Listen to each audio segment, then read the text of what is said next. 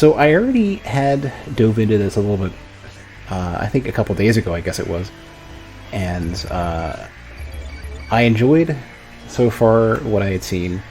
There were a couple issues controller-wise that have been addressed really quickly too. I thought I'd have to wait. And it's funny, like they immediately put out all these updates, and then like suddenly like another busy like wave of like life responsibilities shows up, so I can't jump right back in. But I didn't expect to see the balance update show up so soon. They made some changes, so now it's like more worth picking up weapons, and I think one of the weapons got a bit of a. We just look at the list. Yeah, they changed some hitbox related stuff. They changed some like visibility things. Sword got buffed, which is interesting to see. Sword, I couldn't figure out whether or not, and we'll see once I get in. I think like the damage it does is pretty good. It's like it definitely outclasses everything else damage wise. It's just hard to see like does it still, is it a cut above, so to speak? Let's pop on it and see how I do. I think relative to the stuff that I'm seeing and the fact that they're so quick to patch, to get that first couple patches in, I think what I'd like to see, probably my only current standing request, is maybe that the thing that I would think is probably most important is maybe allow some button remapping. Did I already miss the... I missed the capsules so quickly. Like they're gone in an instant. The multiplier capsules. Yeah, like it took me a while to start noticing what the cue was because it's so subtle.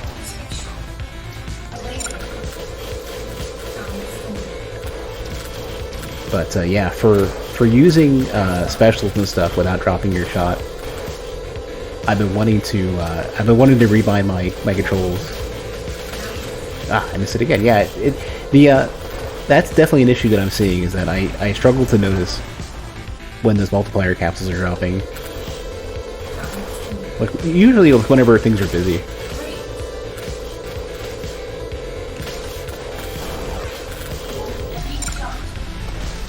Oh yeah, I literally like I saw it for a second, I thought I was in place, and then immediately I missed it.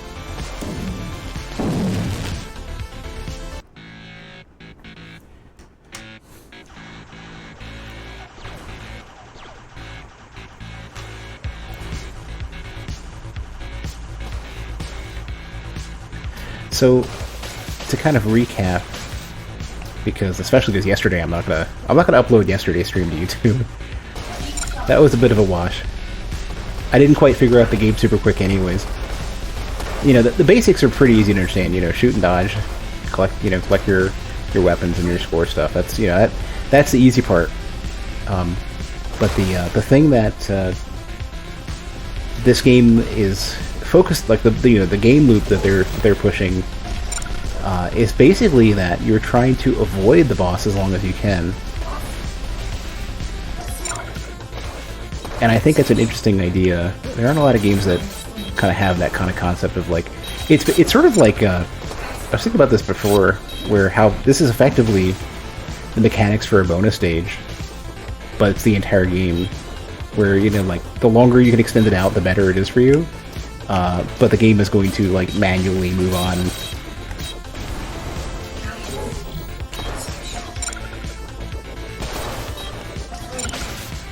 Kind of interesting, actually, if Dual Gunstrike ends up doing a if they end up having bonus levels and it's just playing this game or playing something like it, because it feels very much like that. It feels very much like they built an entire game around a bonus round. And not in a bad way. I mean, this is like a great way if you want to do an arena style. I keep missing those. It's twice now. If you want to do a like score chasing arena shmup, why not model it off of like basically a bonus round kind of concept?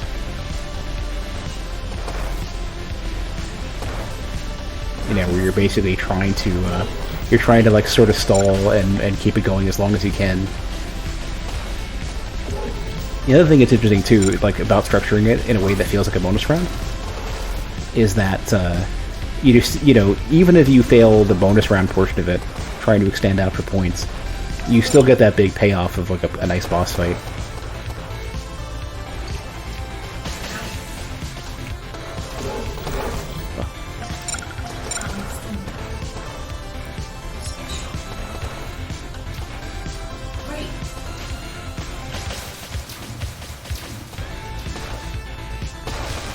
I get really complacent just sitting there trying to keep those multiplier capsules in the center.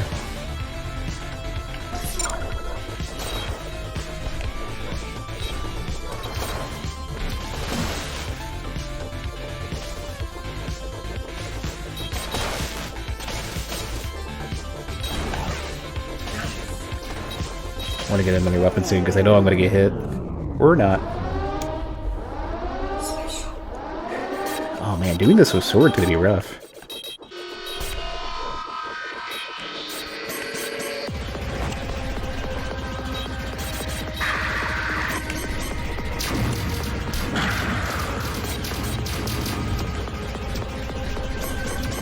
Oh, that's rough.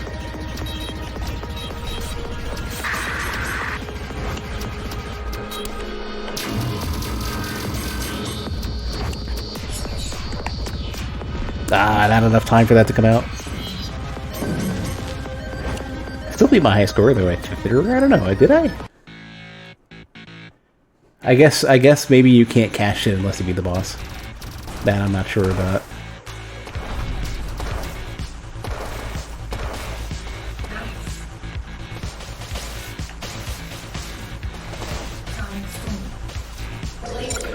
That was actually something I was confused about with Zero Ranger as well.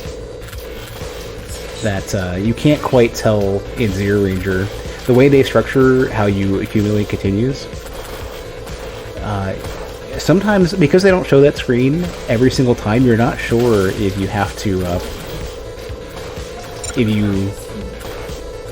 you're not sure if you should let the countdown continue. Like, should you spend a continue, or should you just let the countdown run?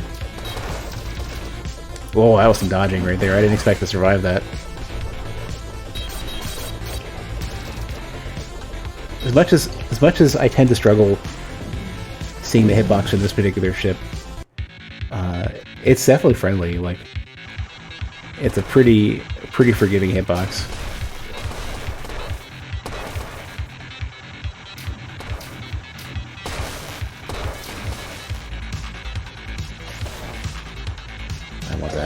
I didn't care about losing the combo. Lasers is very nice. Except for this particular enemy. It's funny how it would be really easy to consider laser to be like one of the better weapons, but it definitely has at least one major scenario, or two really, where it doesn't really, where you actually want to use a different weapon. I'm actually kind of surprised the V-shot thing got a buff. It definitely felt weak, but it felt like that was the price you pay for it having a nice wide shot by default. That and the the really weak the weak special.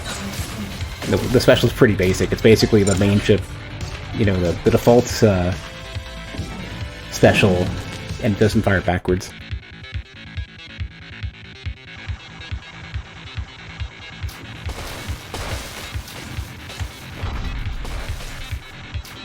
Oh no, okay, yeah, I should have just tried to get both of those to overlap. At least the main ship has like enough spread. Ah, I didn't get it really. I thought I literally must have dodged it. At least the main shot has a teensy bit of like width to catch the. I don't even know what to call them. I mean, that particular like grouped up like connected ship, whatever it's called.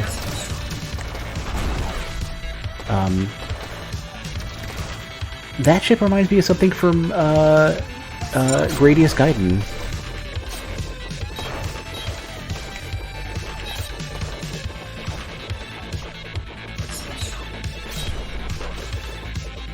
Radius Gaiden has that ship that has like the tethers to the side things. The one where the little side guys, I keep doing that. Little sidecar guys in Gradius Gaiden,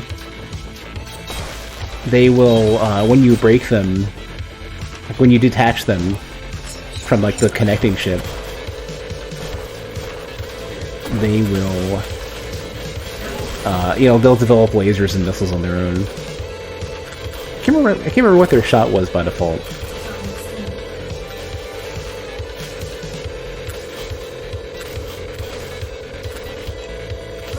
I get a beat of how much time I thought. Okay, yeah, I'm only at 20 and change.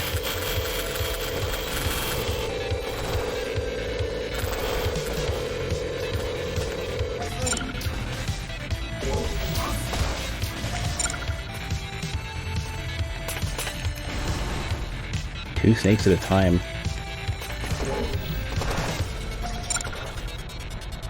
I want to restart.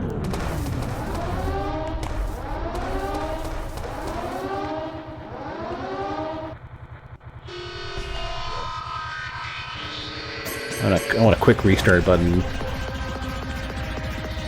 Maybe not that quick. Maybe just like pause and another button. That's like the worst place for me to stand. There's like safety to it, I guess, but it's like...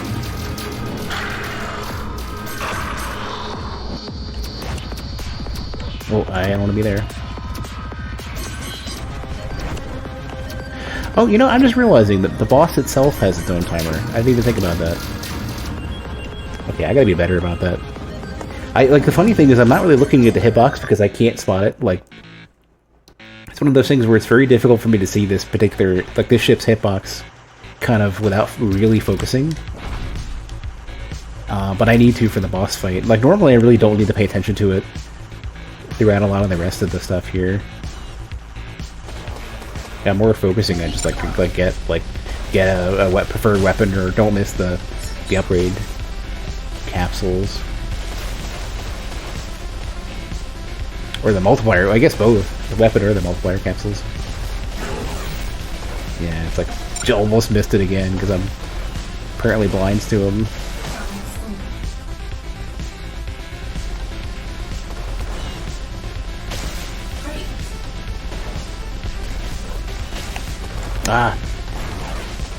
Like, I guess part of it is that I do very conservative dodges, and that's part of why the hitbox has been a big deal. Where if I was a lot more aggressive with it,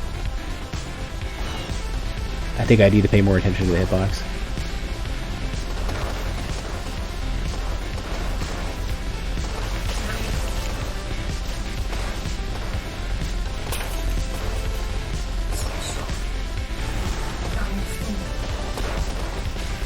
I need to get that 90 second time extension.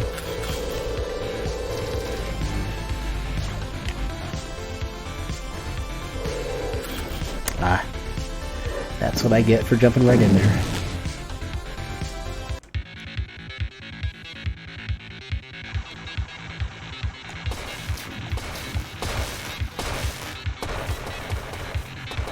Somebody has 1,000,000 points score in this game already.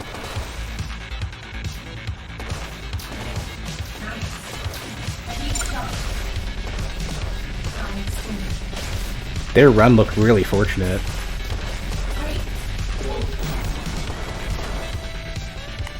Yeah, I almost went to the left too soon. Dodged the capsule again. You know what I should have paid attention to, actually? Now that I'm more conscious of the game's mechanics. Especially, normally I'm not much of a score chaser.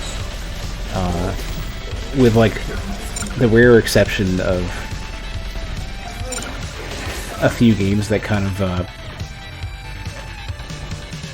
I don't know, yeah, I guess not many. It's only been a couple games where I kind of really got attached to the score system, and, got a good understanding of it early on, and the 1,000,000 point score video that I was looking at, I'm not sure that I paid any attention to their multiplier. I think I was more focused on more in the same kind of realm of like, what is it? Devil Daggers, where I was more so focusing on how long they could pull it out, like how long the run would go, more so than what their actual. Yeah, there's nothing. Okay, should have got up a little bit. I was more focused on how long they were lasting than their actual score. You know, the funny thing is, I think Devil Daggers does have a score system. I have no idea what it is. I have no idea how score works in that game besides time. I'm pretty sure it has score. I'm honestly not sure.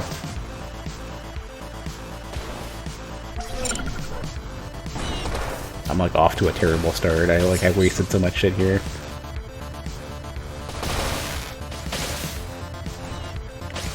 Watch me be wrong about Devil Daggers. Maybe it has no score at all, and I feel like there was a big number besides time. I know people were getting like 1,000 and change second scores or times for Devil Daggers. I could swear it has a score system, but I guess it doesn't make any sense because what would the score build up? I guess maybe how well you got to that time.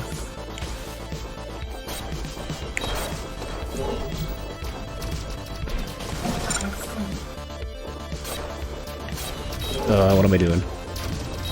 Oh, alright, Ray, I keep forgetting how much room you have. With that, like, the hitbox is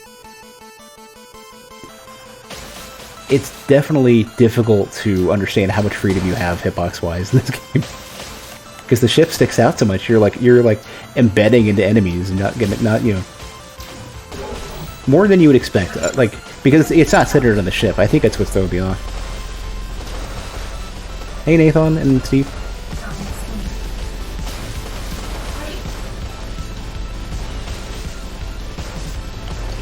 Man, I guess Gradius doesn't really have a centered hitbox either. Gradius is also the cockpit. Like, so aggro trying to chase that dude.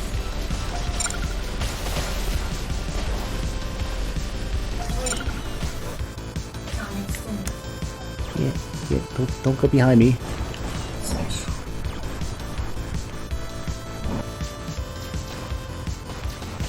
Yeah, V-Shot is a really good, especially because they apparently buffed it by a bunch. V-Shot's pretty strong. I wonder if the reason why they buffed it was just because, like, you're gonna wanna... You know, if you stick with it, you're losing points, but you're obviously getting V-Shot. Yeah, no getting out of the way there.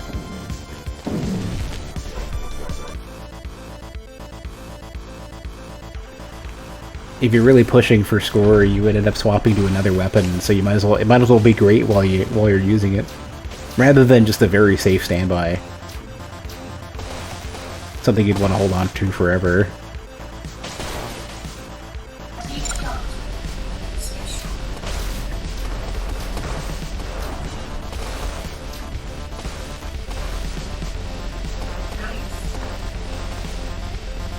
I should really think about sitting on V-Shot for a while, even though the special isn't great. Like, it gets those types of enemies out of the way really easily. The special's okay.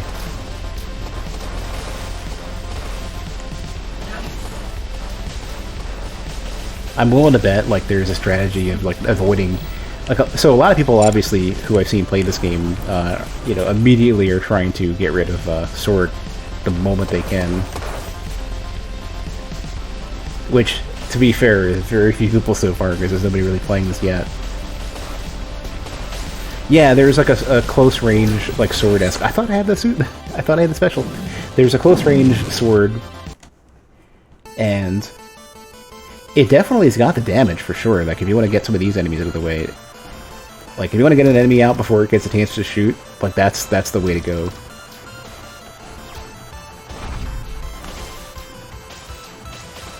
So here's sword. And they increase the range, actually, too, yeah. It's just tricky to use. You know, it's like, it does a ton of damage. And it like... It's easier to underestimate how much damage it does. but it's still a risky weapon because, like, if you're getting shot at, you really don't have a lot of warning. Some enemies are kind of hard to see when they're shooting as well.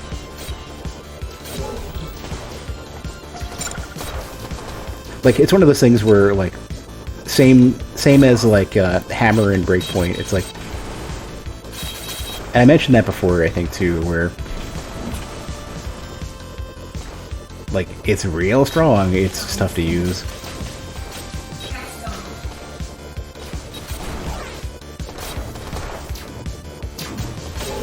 Oh, my special's so freaking much right now. I miss, how many of these am I missing? I think it's laser, right? That's V-shot, you better. Ah, do that.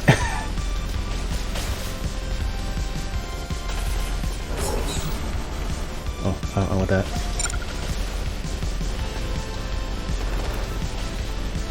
Watch, too many enemies. Right into it. Yeah, and it's like, sword damage is so high to where you can, like, you can make that work.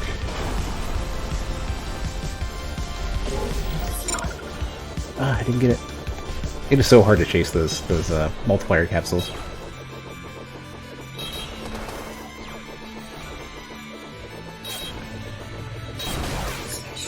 So the damage is so high that we're like you can pretty consistently destroy stuff.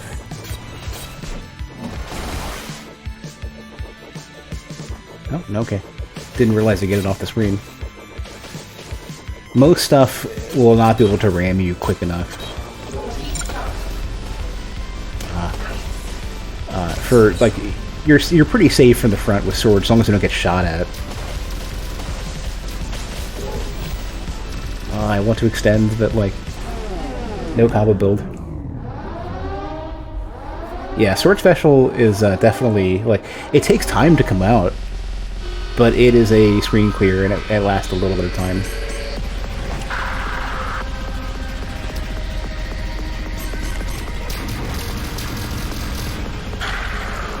Oh, I really? Okay. That's fine, I didn't have a good score anyways. I definitely wish that they would make it to where enemies don't spawn until you have control of your ship. Somebody mentioned that actually in the in a reply to the patch notes, and some enemies have a tendency to shoot really early, and you're immediately in a bind. And it's like, I don't know if it's possible to get a start where you're like immediately dodging like first, you know, the first few frames of input. But it feels like it. So I think I might want to be one of those cases where like what the game does is fine, but it, like it's like one of those things that like doesn't feel good enough. You know, it's one of those things that's like I kind of had to deal with a lot of the stuff I've done game dev wise, is like, you know, logically good and numerically correct is never like the end-all be-all for games. What ends up happening is like you'll find like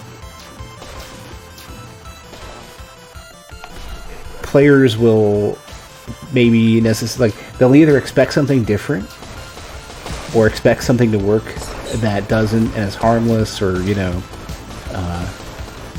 sometimes they'll consistently react in a way that puts them in a bad state, and if they just like let it go, then they'd be fine.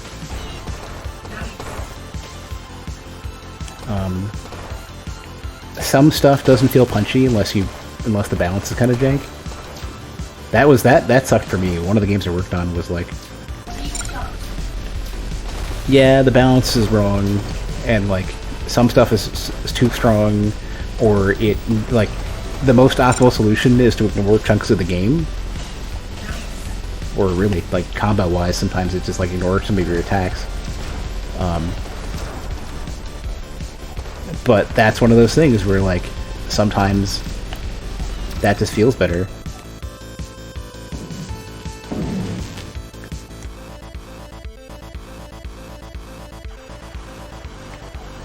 Yeah, it's kind of occurring to me as I think about this. There's probably some secret that the Devil May Cry devs have figured out.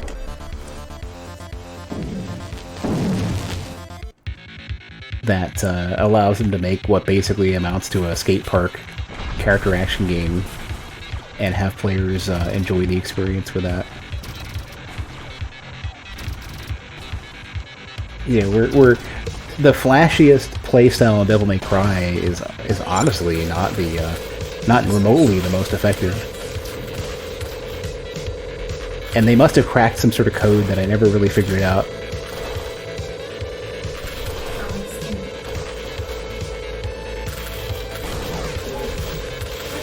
I should just stick with laser. I had the best experience with laser.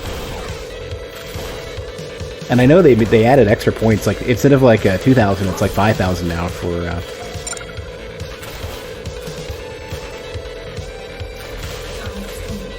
every like weapon pickup. I think it's 5,000 now. It's probably going to be one of those things like people were relying in like in Breakpoint. People would rely on Dagger and Lance, and because it's easier like by far to use, and like it ends up being one of like the first order optimal strategies where it's like it's not great, it's not as good in the hands of like an amazing player, but it'll get you, it'll get you in the game, I keep missing the capsules, and I dropped my combo, so kind of feeling like I should restart. I have 50 seconds to figure something out, though.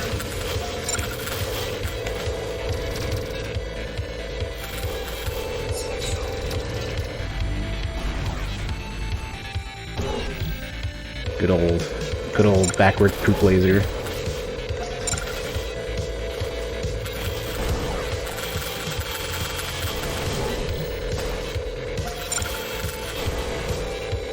Yeah, laser is so strong, but I don't mind having to be accurate with it. Because the damage is great.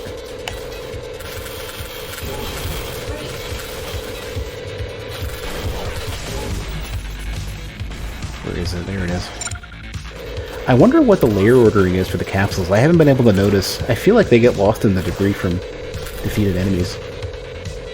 It's hard to say.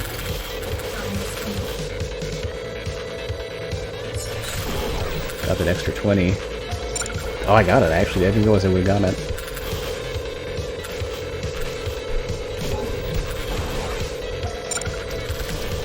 Part of the issue that I'm having with not picking up weapon capsules, though, is that the trade-off there is that my multiplier grows really slow. Because each weapon capsule is like I think 0.2 multiplier.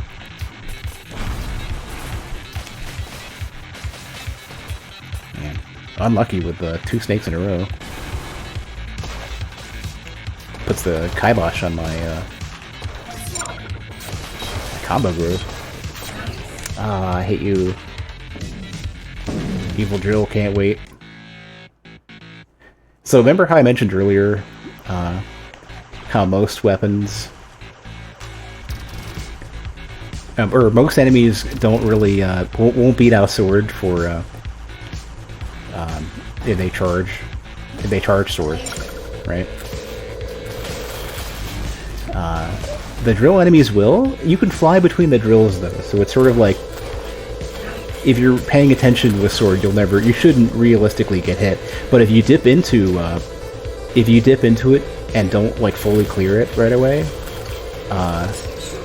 then they'll still get you. They'll get you as you approach.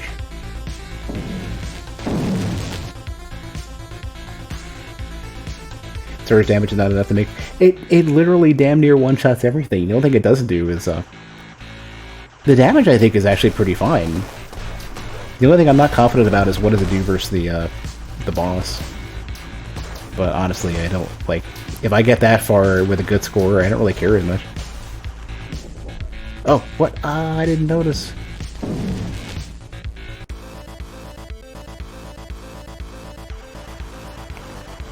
I'm glad they were able to sort out whatever was up with the D-pad so quickly.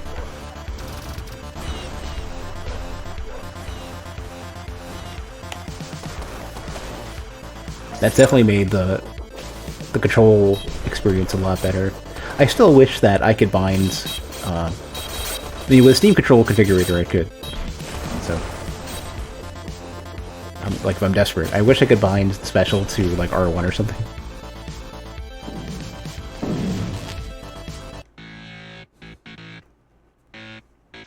Right now, it's like I'm going from square to triangle, or not square to triangle, X to triangle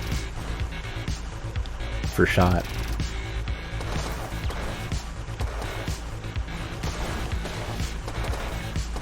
And it's like it's a weird change of input. I have to basically drop off a shot, which gives me like a small amount of...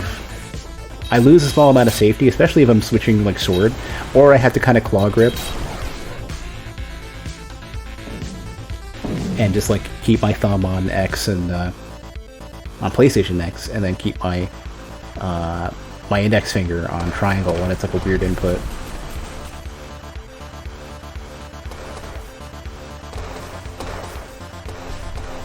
I wonder what their input philosophy is for the game overall. Like, I wonder what their main input device has been.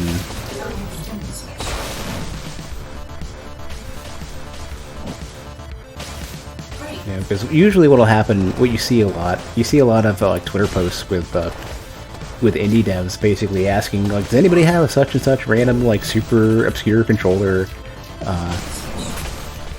so that they can, you know, test with. So I'd imagine maybe they only have they may not have a large suite of stuff to work with. I mean, that's just... I literally thought I picked it up. You know what I think is going on, and I think it's throwing me off? I think the small cockpit hitbox is also your pickup for power-ups. I think that's what's going on. It's hard to say. Like, it looks like it's going a decent ways into this ship, and I'm getting a very rapid, like, rapid-fire spawn here.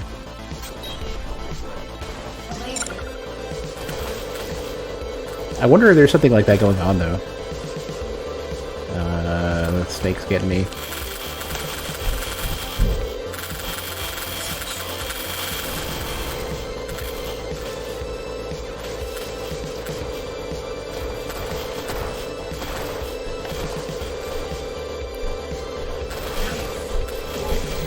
You know what would be funny, though, is, I know a lot of arcade purists are very heavy on, actually using arcade sticks. And I wonder if a lot of the testing for this is done with a stick.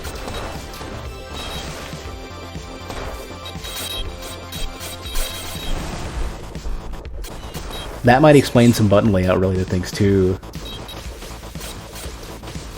I wonder what the most common, like, button assignment is. For, you know, like, let's say, for example, you just grabbed, like, some, you know, X input compatible stick off the shelf. Like, what's the normal, like, what's the base button, like, layout for that? I'm willing to bet that it would match up with, am I using triangle for special? You can use B circle? Really? Oh, you can, okay. Okay, that helps a lot. I think what happens is I must have looked at the controls once, forgotten what they were, and then just button mashed fishing for stuff, and then it was like, oh, triangle for special, you know, as I am wont to do. Also, welcome. So, for anybody who didn't catch Jerp, which has been so thoughtfully configured, Lost Machine is the developer for this game, as well as the upcoming, like, I guess main game, because this is the spin-off. The main game is Dual Gunstrike, or at least I guess like the long-term target game. I don't know how to word that. I mean, this is a pretty fleshed out game. Small scope, yeah, but fleshed out as it is.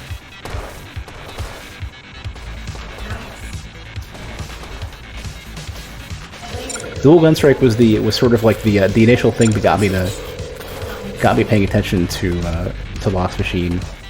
TechBeat Heart, I think, kind of just came out of nowhere.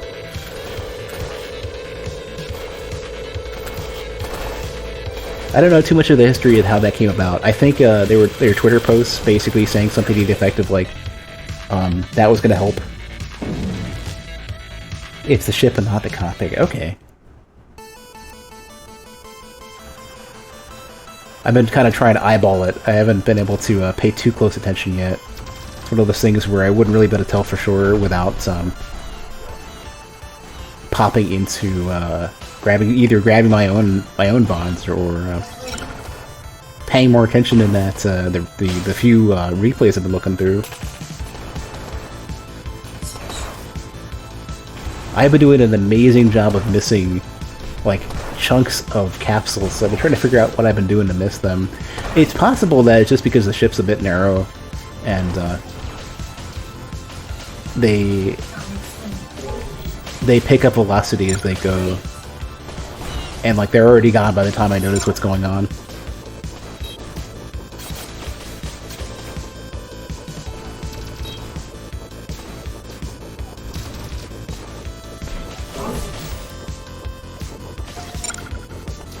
Don't know why my glow is off? What's missing? Oh, that's what I get for using the special so soon.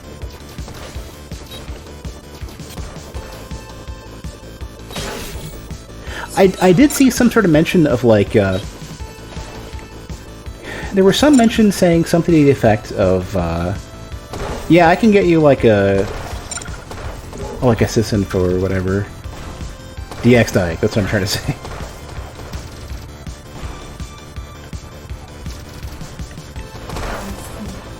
Or whatever you want. I mean, it's you know, GTX 1080, Windows 10, 32 gigs of RAM, i7 4930K. I'm not sure how much of that's relevant in this case, but I could get you more stuff. Yeah, I should have just waited in the middle. That would have been a better idea. I keep assuming that the drills on that ship are like one hitbox, and you can instead just cruise through the middle.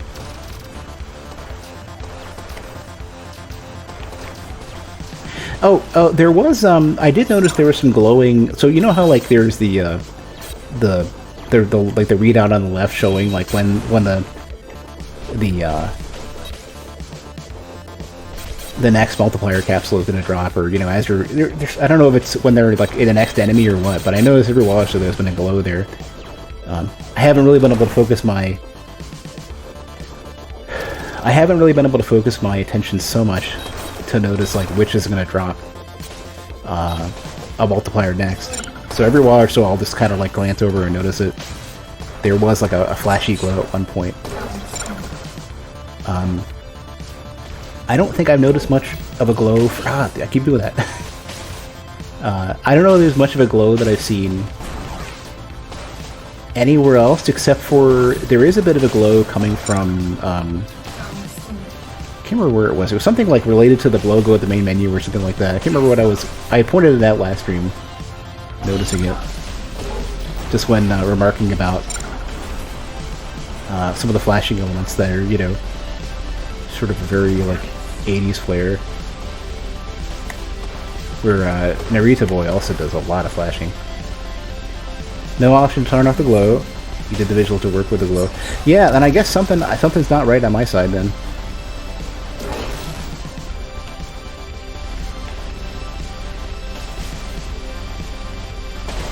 I don't think I don't have any, like, at least not that I'm aware of, any sort of, like, graphics config. Like, no, like, ENV shader, this and that kind of stuff that I just left on. Laser shot looks awful. The special looks awful without the glow. I thought it just looked... It was a thin-looking thing just because it was to show where you're hitting.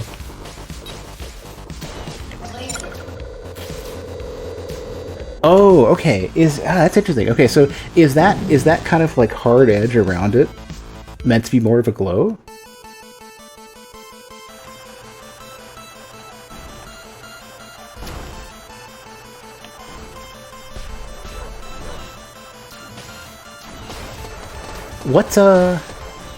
I take it you've been looking as best as you can to. Thought I picked it up. To test both NVIDIA and AMD.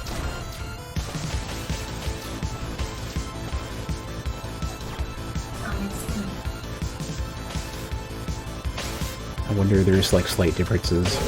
Usually, I mean, I remember back with Command & Conquer Generals, it was something to the effect of like AMD stayed very strictly to the DirectX 9 spec, and NVIDIA apparently exceeded it, but they didn't fully follow the spec. I think NVIDIA, which wasn't part of whatever the meeting was with,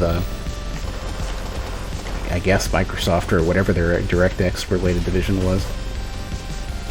And so what ended up happening was that if you had shadows on or something like that, or it was if you had anti-aliasing on, there was stuff that wouldn't render correctly. Didn't look much different. Just darker. Oh, I don't like where I'm at here. Well, at least the slowdown allowed me to notice the capsule. The moment I use the special, it gets all busy again.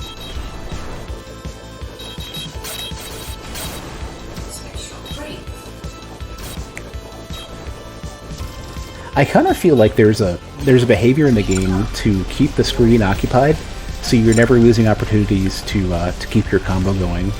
So if you use this, I keep thinking I'm on sword. So if you use your special, especially with like sword, then it's naturally going to get busier, just to catch up.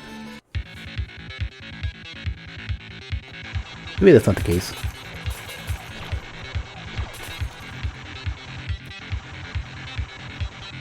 Yeah, I got to just wait. Can't approach this. Oh, and I could just like back shot the snake. Try not to waste special too much though. I feel a lot like Snake. When the snake shows up, it's basically like I have a thought in my head that the snake, if there is any sort of like,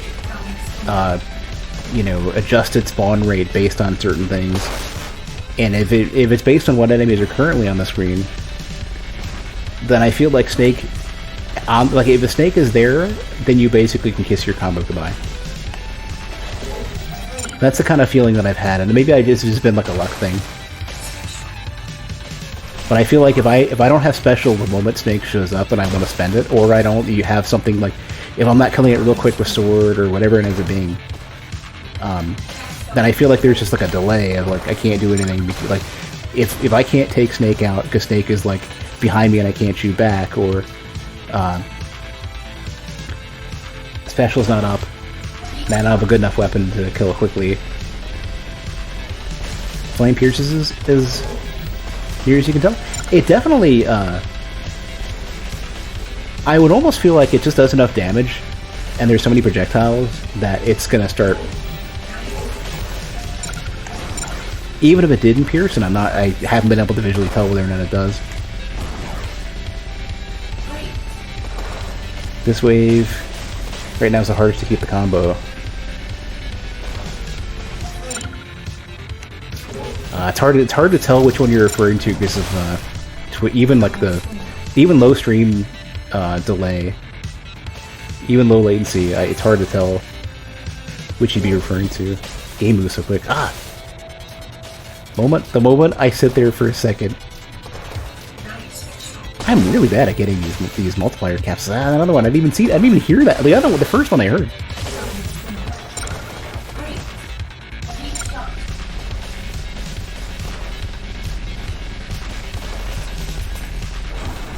Yeah, like I just want Snake to go so that like it probably even if it isn't the case,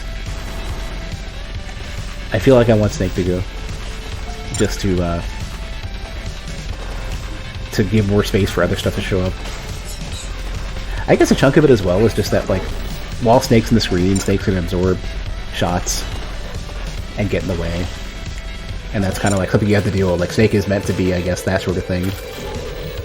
The moment I notice it, I think that's what it is. I think I hear it. I don't immediately understand what I'm listening to.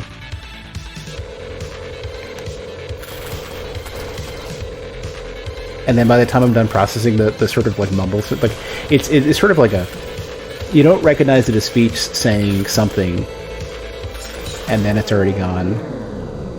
Waves are just randomized, but they are handcrafted. All the snakes have enough popcorns to keep your combo. Okay. Okay, it wasn't high score, so I don't care too much.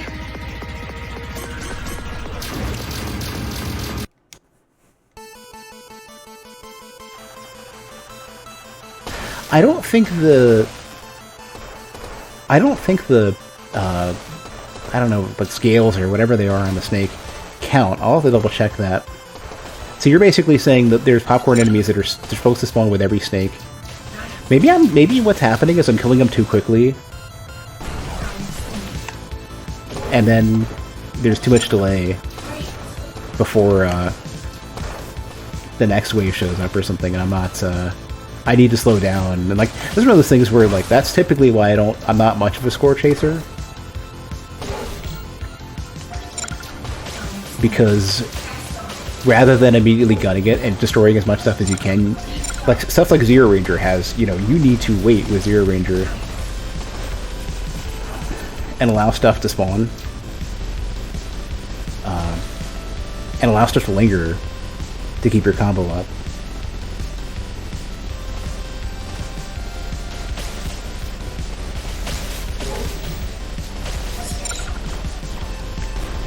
Although, to some degree, it's only going to matter as much as I can get multiplier, because it's like... if I'm throwing multiplier just to get a little bit extra combo, it's not going to matter so much.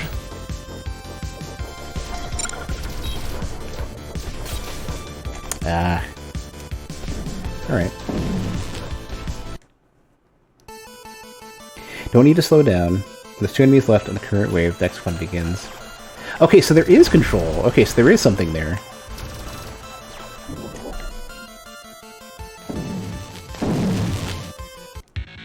So that, yeah, so there is something that basically says the spawning is somewhat manipulable. It doesn't just happen on its own automatically. I mean, it will, I guess, if they all like leave the screen. But you technically could speed it up if you're clearing the screen. So, like, let's say, for example, Snake's on as one enemy, and then another enemy you can't necessarily get, and they're leaving the screen. That's a bit of a delay before you can get to the next, before you have the next thing you can actually hit. So it's like, it's something that it's at least something manipulable, and I can just kind of look for it as I go.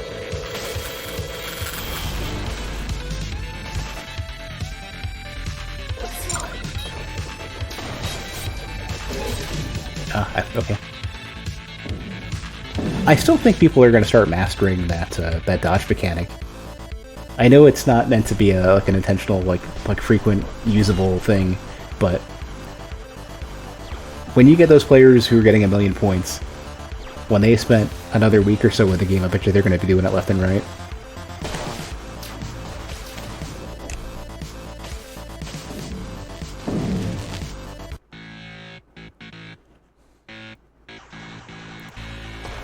It's one of those things where, like, you give players an inch, they'll take a mile.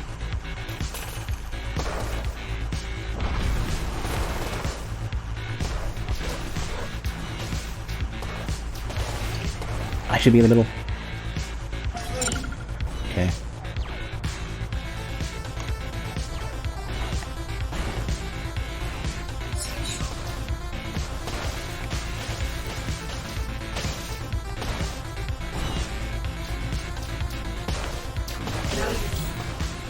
I missed it again. Whatever. It's fine.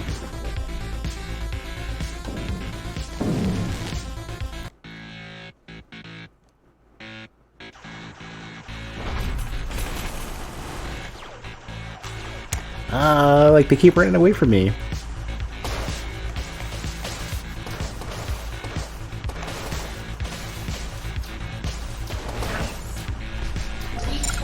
I really should have taken a moment to rewatch that dude who got 1,000,000 points to figure out what they were doing.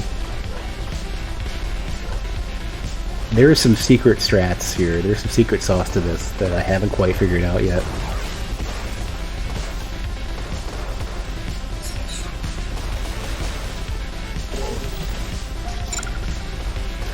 It might be just noticing the capsules, because I'm missing a lot of the multiplier capsules. 2 million? No surprise. Ah, I thought I got it and I went back and what am I doing?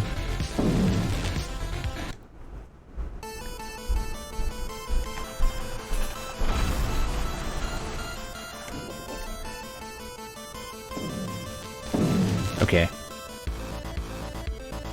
Alright.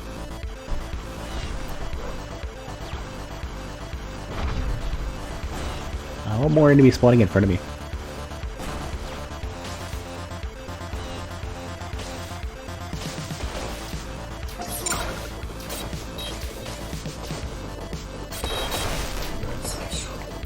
Oh.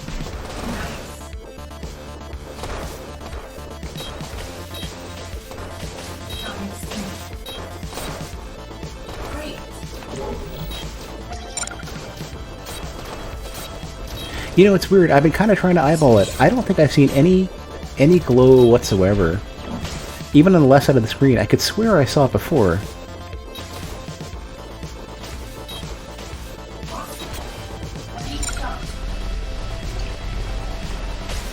I don't know why it's not happening anymore.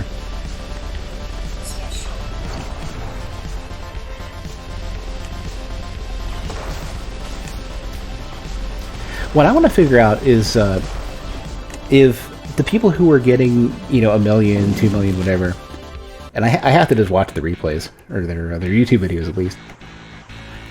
I want to figure out if they're getting it from, like, where's the main portion of their strategy? Is it just focusing entirely on multiplier? Is it just letting the game, you know, letting it run, like very casual multiplier gain, and then just extending the timer as long as possible, or what? Because I could swear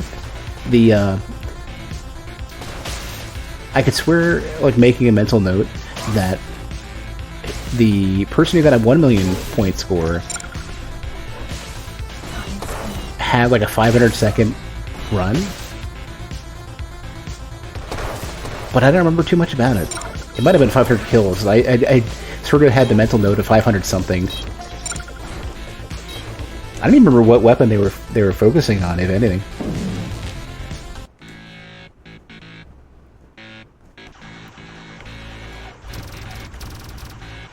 I mean, to be fair, I was also like editing videos and just, like, doing other stuff in the meantime while half watching, but thought I would have understood something. Mainly Flame. Flame does feel like a good, it feels like a good combination of what you want out of all the weapons. It's got good damage, it's got good spread. Somebody said it earlier that supposedly it pierced enemies, but I'm not really sure about that.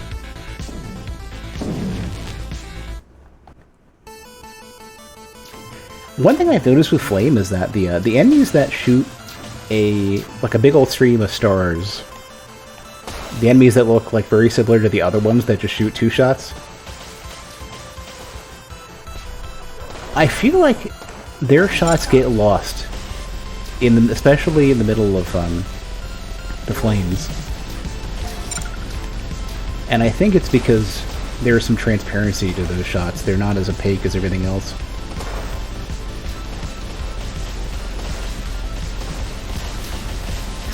Flame does pierce. Okay, yeah, like it definitely felt like it just had like ridiculous damage, and I wasn't sure if it was just like clearing stuff out so quickly that I wouldn't have been able to tell.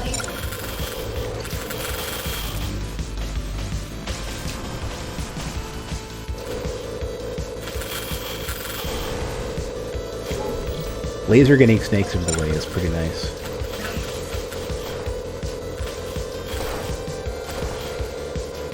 I wonder what the DPS comparison is between the weapons. Like, I wouldn't know it off the top of my head at a quick glance.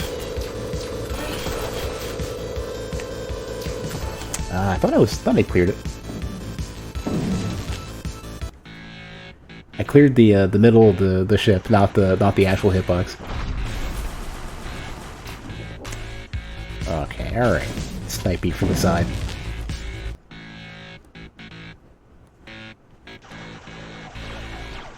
Looks like sword, laser. Yeah, V-Shot got buffed at least, but it's definitely, you know, like I wouldn't expect it to be.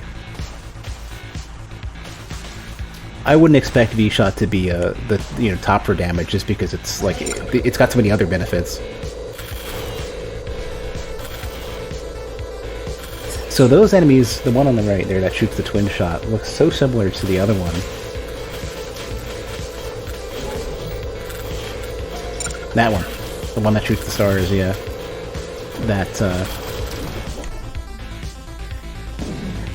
Yeah, during that freeze frame, you can tell that the stars seem to be a bit transparent. That's what threw me off. That's why it gets lost. That's what I like. That's why I wasn't sure whether or not I wanted to use flamethrower or not, because those enemies, their shots tend to get lost in the amidst the flames. Initially, I couldn't tell whether or not they were layered above or not. Ah, I missed it again. Like whether that was an exception, like most enemy shots go above your own, but I wasn't sure if the star enemy was different. But no, I think it's just because it's transparent.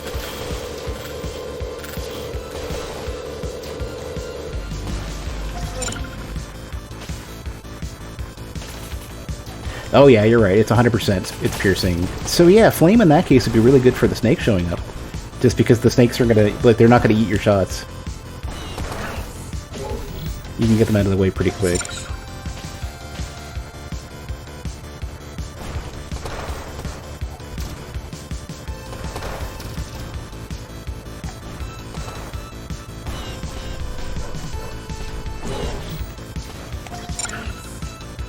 I'm gonna try just a flame only strategy and see how that goes.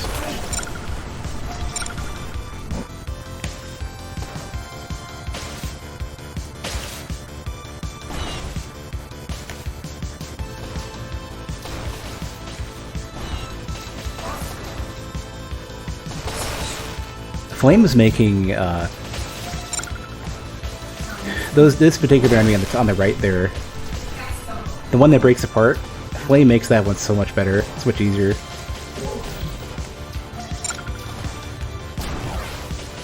And the drills. I mean, it's just such a good weapon overall if you want to get a little closer. I didn't get it anyways.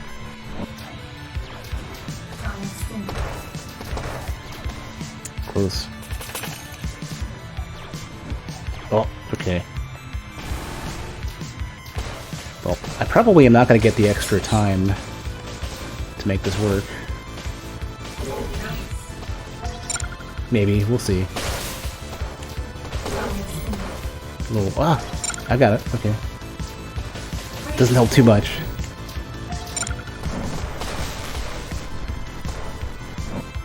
Can I get to 90 quick? Let's see.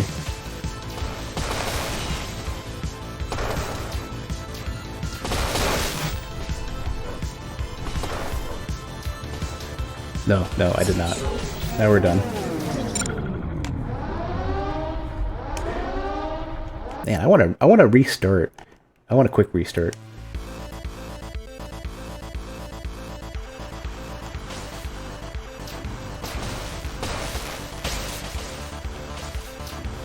I guess there would have to be like some out of the way button, like start and then special or something. Something you wouldn't accidentally hit, but something that's quick enough to get to if you know you want to do over.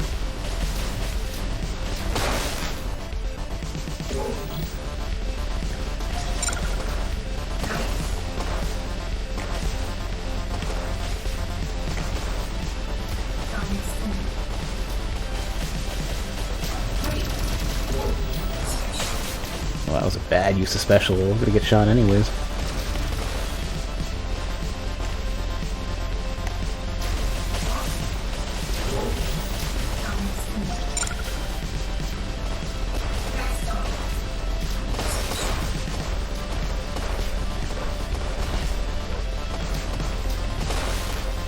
Oh, that would be great. Yeah, I'd appreciate that.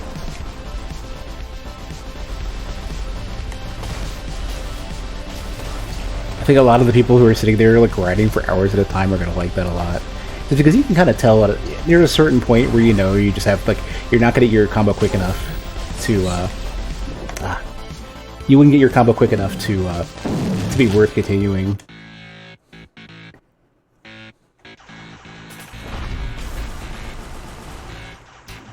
At last, okay. I gotta look for that dude at the end of that that chain there.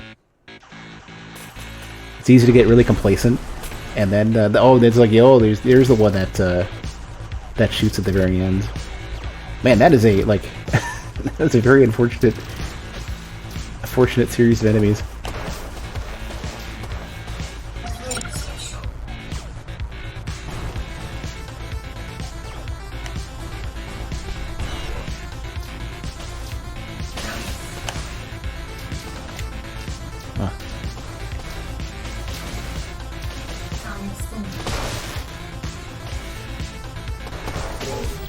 Oh, give me. Okay.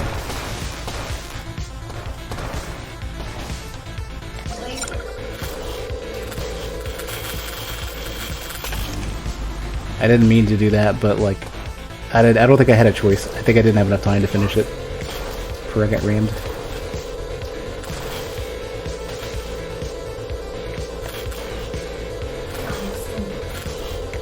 That was aggressive.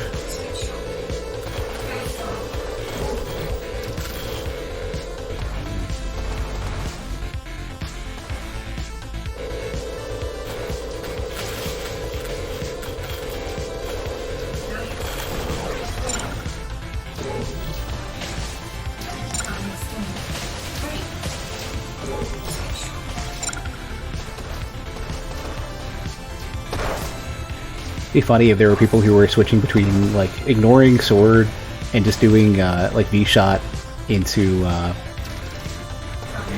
laser and flame, I guess.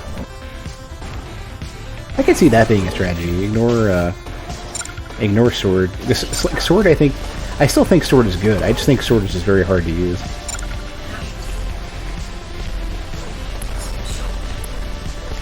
Wow, okay, alright, easy now.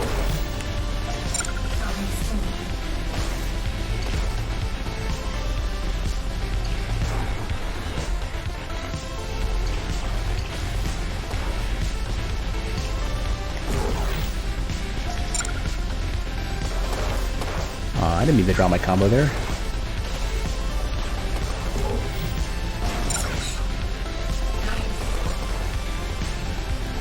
Yeah, I'm spending too much time chasing enemies that run off the screen.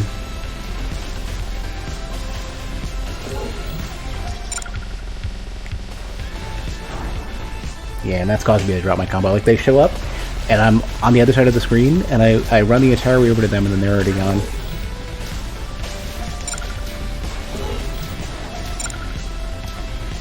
Oh, I do not want to do the boss with sword.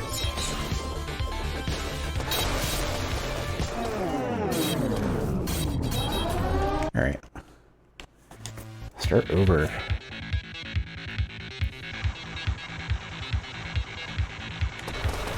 I need to get a feel for how many points the boss gives. I have no idea. Could be I mean, it could be a ton. I have no idea.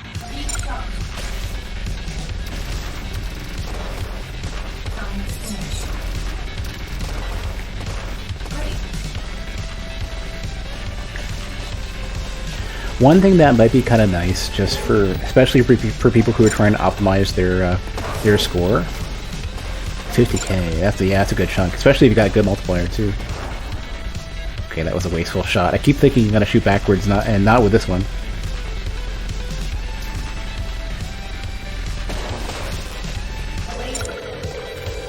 I wasted like 20 seconds of that. One thing that might be nice would be having an option that you could turn on that displays your score gain somewhere, like per like either pop-ups or towards the top of the screen or whatever. I know that's like extra visual noise. Trying to think, yeah, I don't see anywhere on the screen as I'm looking around if there's like a plus, you know, pop-ups that do like plus 500, plus 500 or whatever.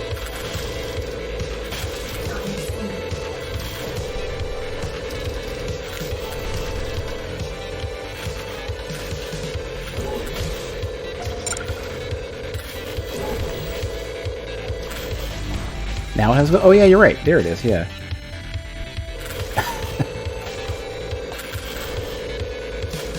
Okay, well I didn't change anything. I didn't turn anything on or off. Maybe it's sometimes it doesn't initialize if it just doesn't wanna glow.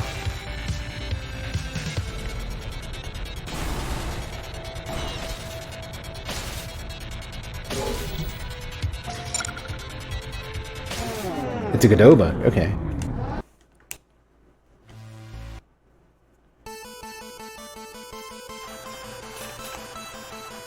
I've been somewhat eyeballing Godot as something I want to learn, but I don't want to do it with their scripting language. I want to do I just want to do everything in C#. That's kind of where I'm at right now.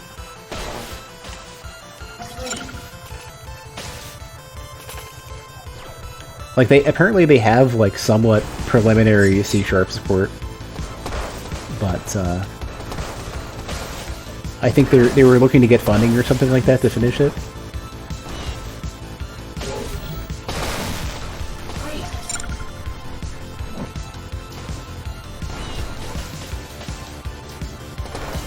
I just wanted to not been like whatever I dig into that isn't just work stuff.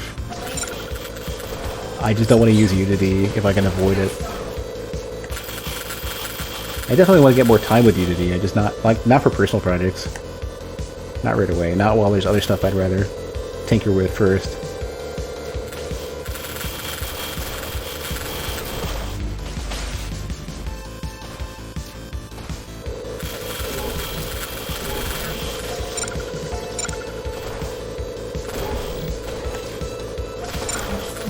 I probably should have picked up Flame. I don't know. I like Laser a lot. I don't know.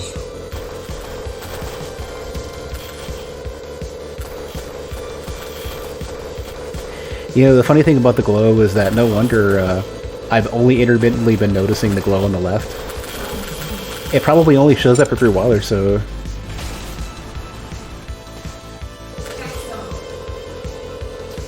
Yeah, I mean, maybe it's like every something needs to reinitialize every run, and well, that's weird. Did those enemies go right through the laser? Oh, maybe it doesn't originate from your hitbox, so there's probably a gap. Maybe, I don't know. If the laser originates from the tip of your ship and not the hitbox, then maybe they literally got between.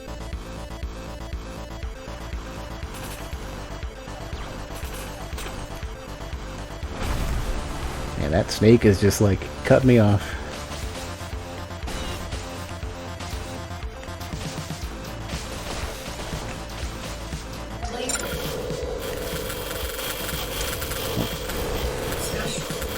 Ah, really?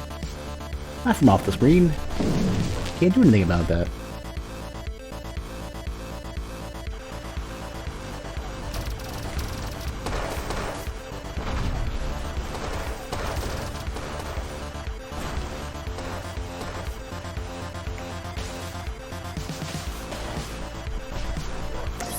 There's me nearly dropping the sword again. I'm so bad with these capsules.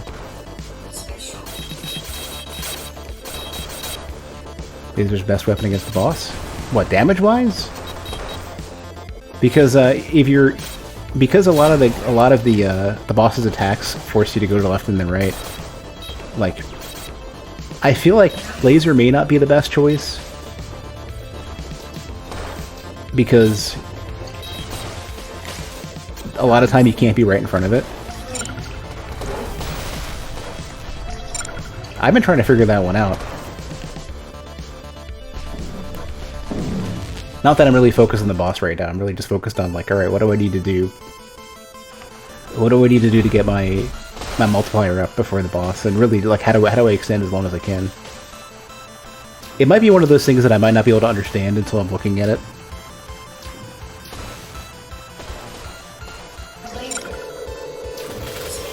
That's why I kind of want to go back at some point and watch some of the other runs people are doing.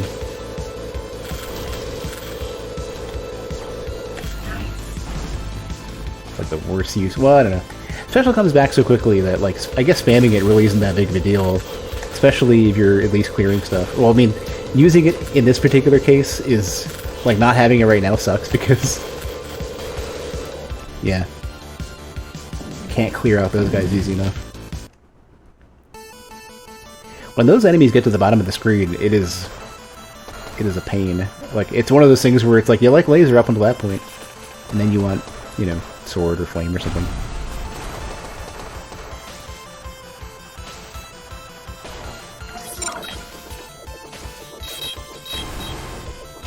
Ah, it's you again. It's the freaking enemy at the end of the chain.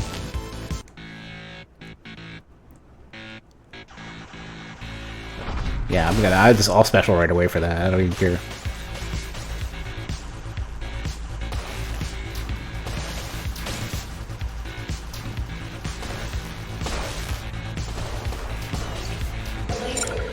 Ah, you just spawned though.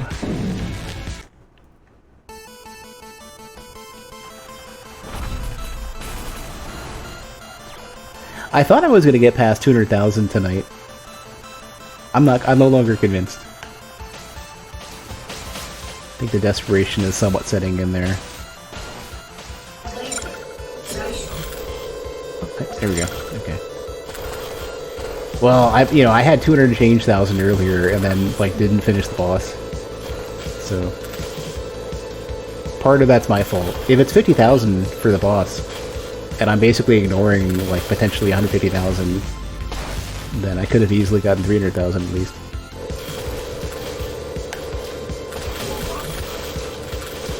Ah, I missed the castle because I'm trying to figure out what to do with this guy.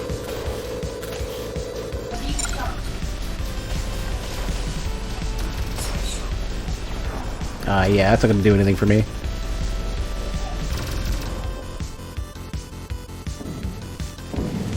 Does laser does laser happen to have nearly the same DPS as sword? Because if it does, it feels like it does. That might explain why it would be so good against the boss, just because like you basically have safe good DPS, even if you have to get out of the, even if you have to go to the side sometimes. It feels like it has similar DPS to the boss, to the sword, geez.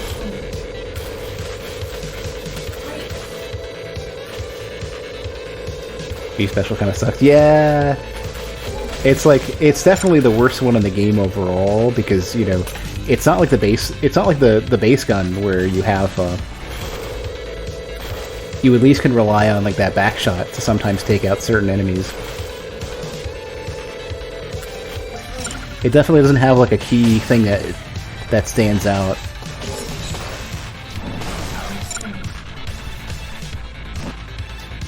And I view it as one of those things where like the reason why it would probably be that V-shot is just like it's so safe in front. It's just gonna hit. What am I doing? It's right into the snake. It's cool.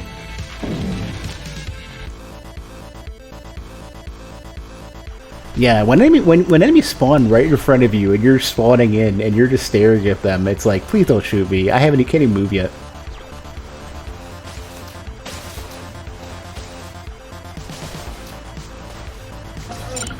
Laser's very strong. Kill a boss in 20 seconds. Is that if you manage to not get the boss shooting at you, or is that like including having to dodge the boss's attacks? Because I kind of feel like the boss's attacks force you to move enough out of the way to where you can't shoot consistently. For regular enemies, you need to aim much more. Yeah, for the most part, especially like against the drill enemies, I'm kind of fine with having to get up in front. So like I don't mind laser too much.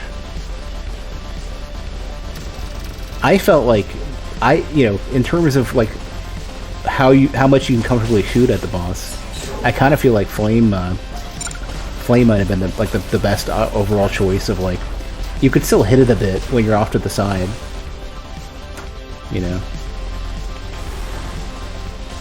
You know, even like or V-shot, which will take, you know, an eternity, but it'll still. Yeah, I guess it doesn't matter. I mean, you get back in front of the boss so quickly that it doesn't really matter.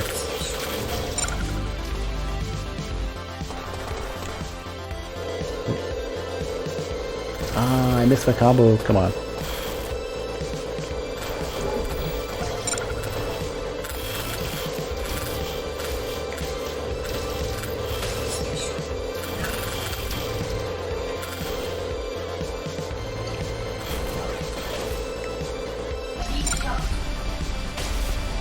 Yeah, there's that flashing with the drill guys on the left now. I finally am noticing that glow again. Even with the other enemy too, the this thing.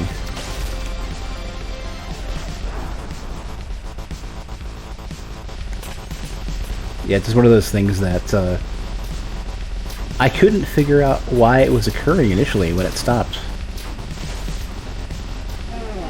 It makes more sense that it's meant to happen all the time.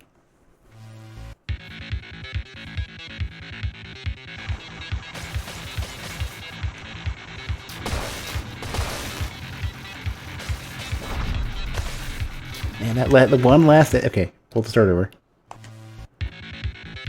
That one last tiny piece of enemy that is just basically dominant over the map there.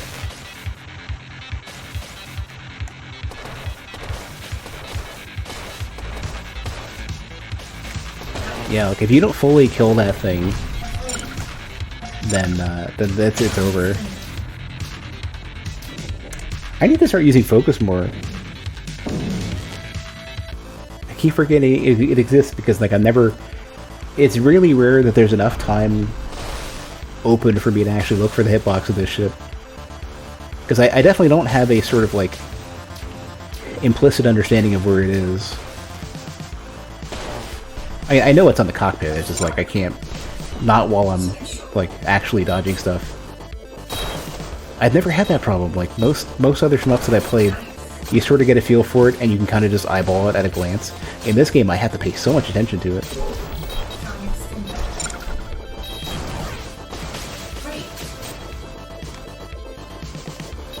Ah, okay, well, there's me dropping the combo on my own.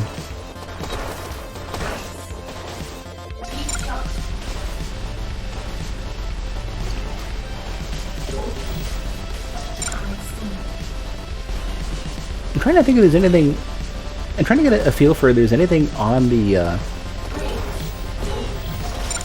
enemies on the field.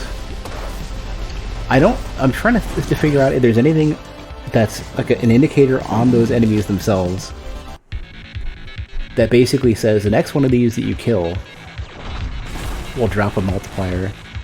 I know there's the readout on the left, but I've been struggling so much to look at that. I don't think I'm capable of paying attention to it.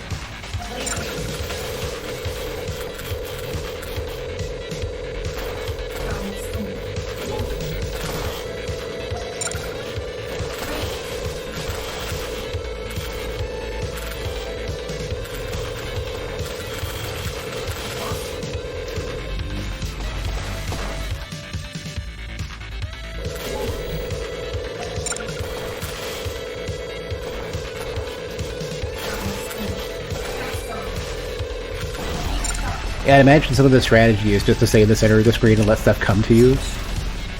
And then you're not worrying as much about, like, if you have time to spare for your combo, then you're never more than half of the screen away from picking up a capsule.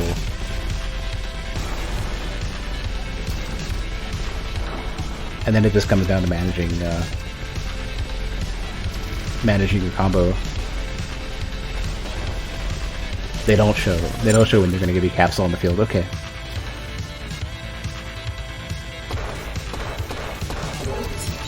Ah, I love it. I literally walk away. It's right in front of me.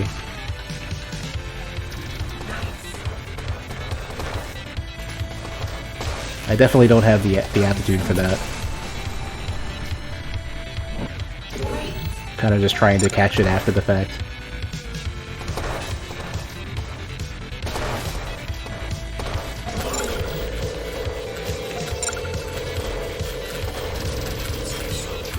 Okay, there's our special.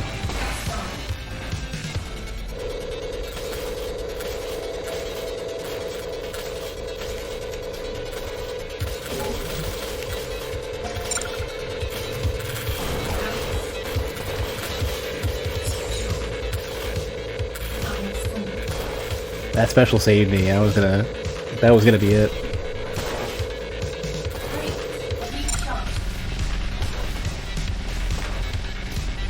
Don't expect you to keep track of the bars.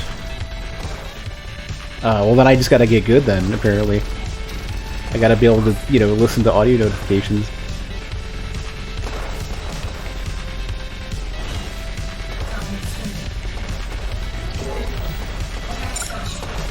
I mean, I sort of hear it. It just sounds like... I'm like, what? What was that?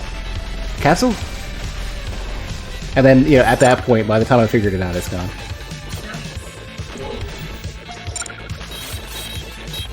Like, the screen's relatively empty, I start noticing it.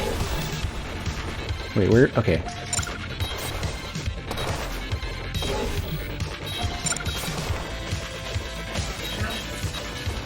Oh, almost ran right into it again. Oh, there's that thing I shouldn't be trying to use consciously, but I'm doing anyways.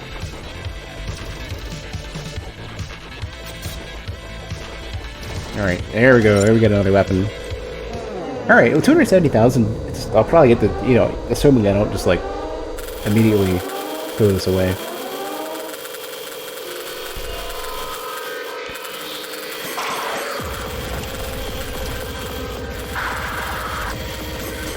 Get that high score.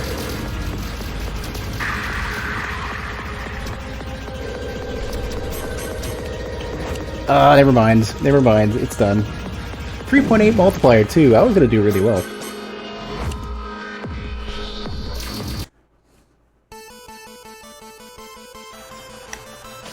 Oh man, that was pretty much a double. That was gonna double my score right there. Oh, this is a very bad start. I'm gonna start over. I don't want to start with those enemies. I don't want those enemies. I don't want those enemies unless unless I've got a weapon other than like the regular pea shooter, or like I'm right in the front of them with yeah, okay, yeah, that was not a good start here. Right in front of them with you know, any random special. Yeah, the Ninja Star guys and the break apart enemies are like, I do not want to start with them ever if I can avoid it. I'm spending so much time dodging that I can't like make any traction with the combo. Alright, well, we're waiting for special, I guess. Or not, we're dead. It's good. It's fine.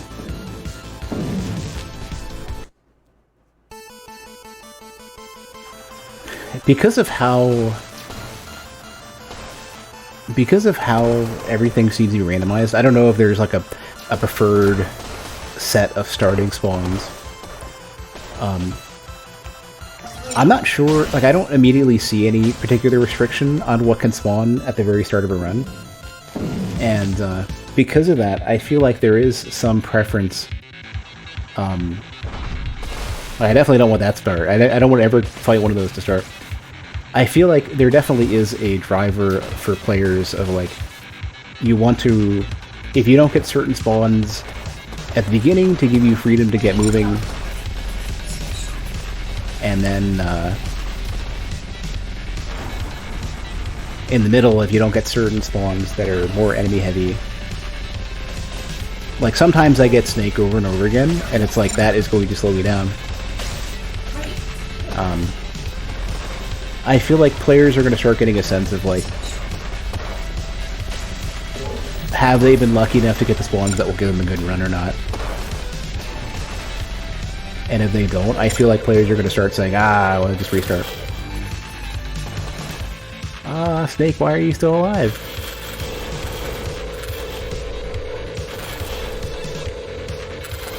That was actually something that came up in Breakpoint.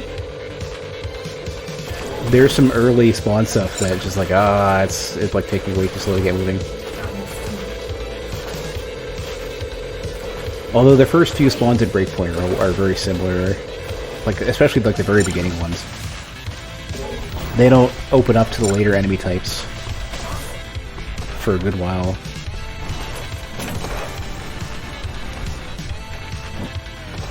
You know, I never really paid attention to whether or not the snake had a hitbox while it's dying, and I'm glad it doesn't. That was an issue that keeps popping up for me in a robot named Fight, where some enemies, like, they have, like, a big, elaborate, like, explosive death, and their hitboxes are still there, so you run right into them. Most of the time, like, it's not one-hit deaths most of the time, so it doesn't matter too much in that game.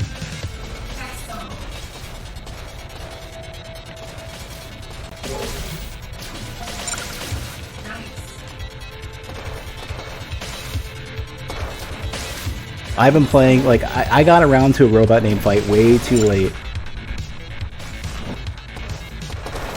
And I really wish I had jumped on it when it had just been released.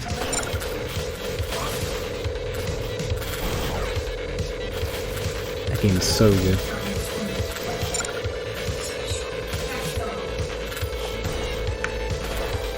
Triple X. Oh! Did I really roll? Did I get 399s in a row?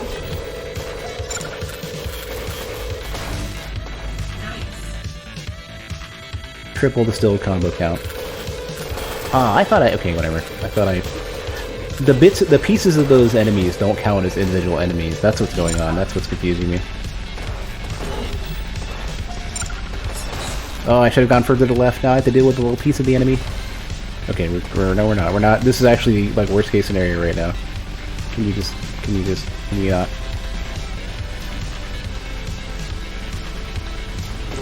Can't you be dead? Alright, whatever, it's fine. Somebody who I used to watch, a streamer who I used to watch, who I no longer watch, played a bunch of a robot named Fight, and I sort of had,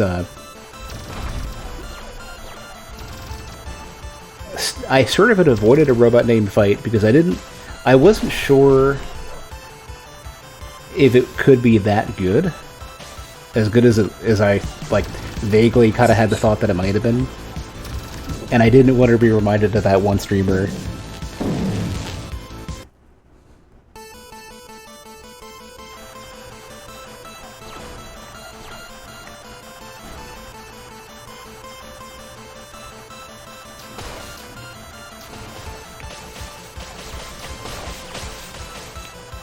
But I've been itching for, at the time I had been itching for some more Metroid, and I was not disappointed. Hey, Lewis. I don't know what it is today. My headphones are so itchy. I'm sitting there, like, I'm glad I'm not on a webcam right now. Sitting there trying to, like, shake my head to scratch my ear with my headphones. Fucking.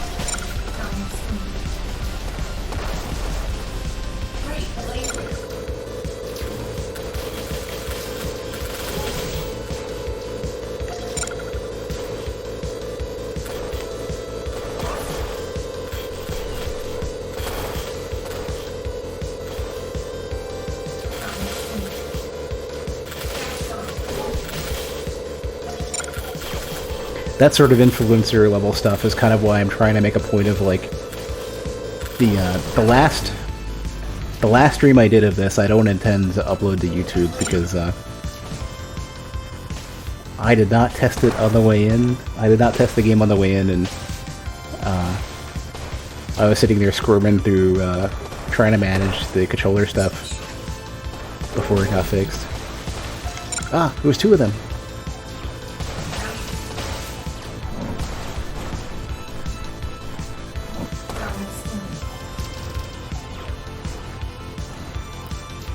Before those star shooting enemies, before those star enemies shoot, I should have gone further to the left. I sort of was just mashing it. Before the star enemies shoot, it's hard for me to tell which enemy type they are. I don't know if I can be super aggressive and get in front of them, or I'm gonna get, like, they're gonna sweep me into a quarter and I won't be able to get out super easily. That is a nasty spawn wave. And I have the worst weapon for clearing it. Alright, just bump into enemies anyways.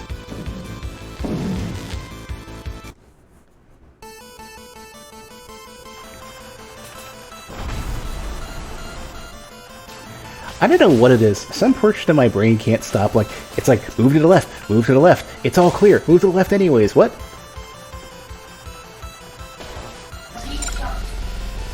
Like, I can't turn that off. That's sort of the thing I do in fighting games. It's like, hey, you know that button that was gonna get you in a great spot like 2 seconds ago? It's no longer relevant, but press it anyways.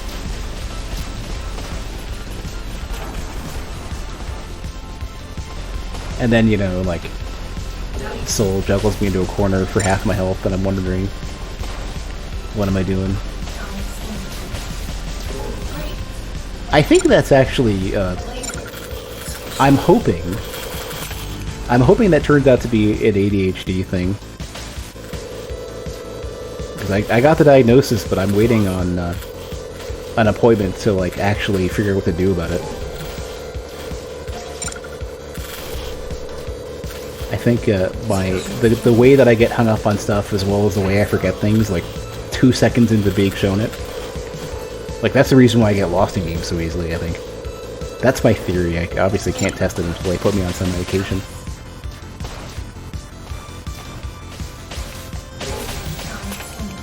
Ah, damn you, 2 snakes. Come on. Evil snakes. You ate my combo, snakes.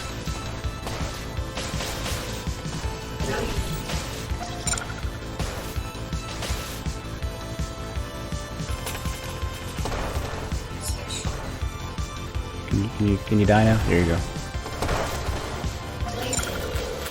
It's gonna be really funny if the moment I'm on like Wellbutrin or something, like the moment I'd imagine they probably won't put me on like Adderall, but the moment they have me on some medication for ADHD, it'd be funny if like I never get lost in games anymore and become magically good at fighting games and puzzle games. That's my fantasy. I want to be like, well, I want to be good at fighting games anyways, but it would be funny if that's all it takes. Like, oh, I can actually like follow through on conversions now, and I'm not like mashing buttons in a panic as much.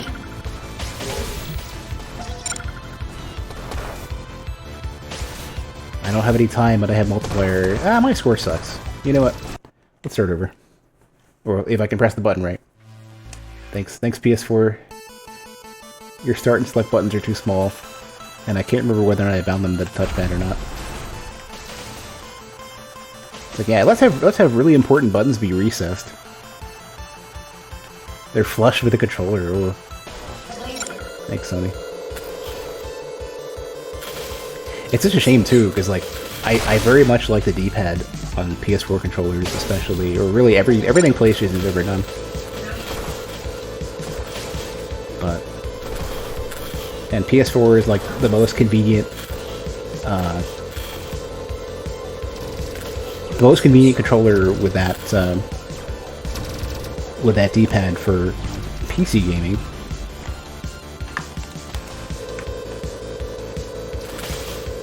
So I have to deal with that.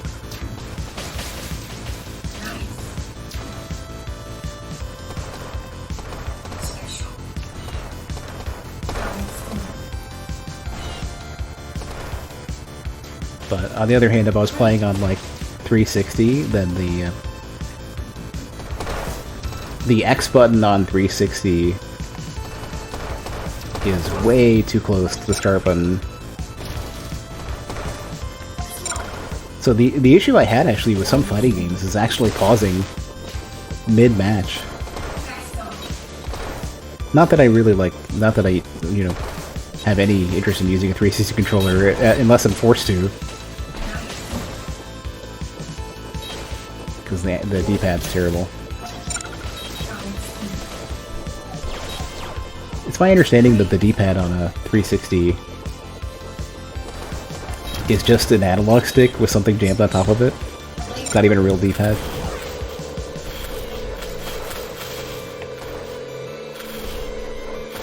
I never figured out if that's true. I just keep hearing it over and over again.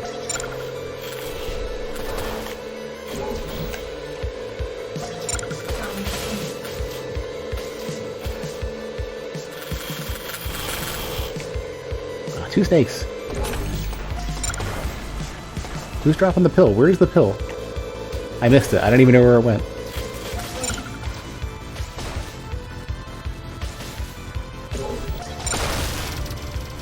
No special, and I didn't do the dodge right.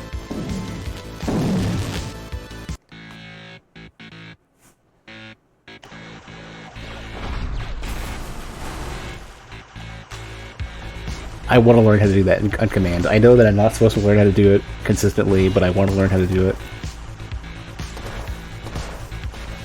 Because every time those star shooting enemies has me in a corner, that's all I want to do. I want to learn how to do that.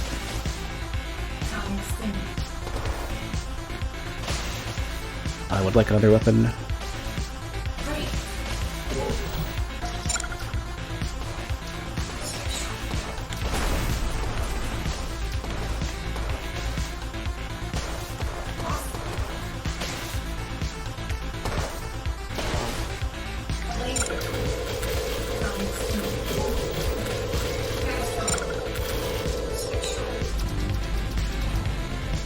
I wasn't trying to preserve combo. I don't know why I did that. I could have gone without special. It would have been fine. Oh, it'll be back soon.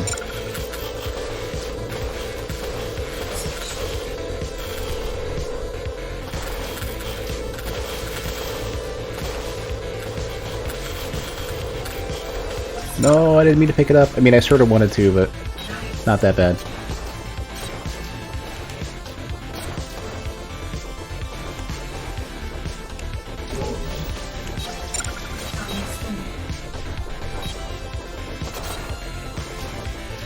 Ah, damn it.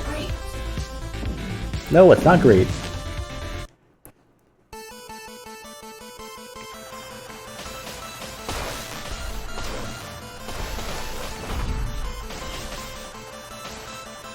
It was sort of halfway. It was like it would have been a good run. It was medium.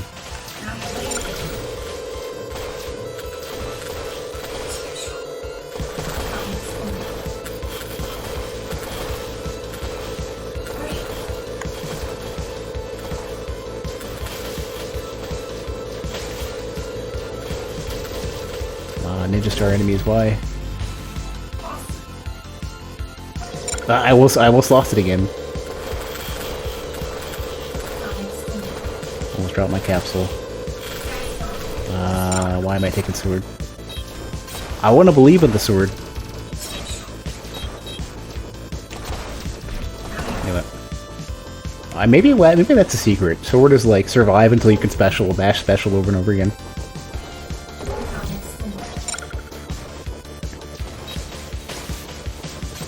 Could it be that simple? Just use special at every opportunity. The moment everything looks like, the moment things look even remotely chaotic, the special. Hold on a sec. Did the sword, the thing that you dropped for sword, did that get in the way of my own shot? I can't tell. I could swear my shot got out of the. Okay, you know the funny thing is I don't know if anybody would have really like tried for that intentionally, so I don't know if anybody would ever have like noticed that.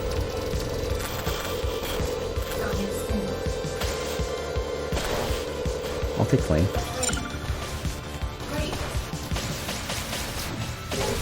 Oh, I need special.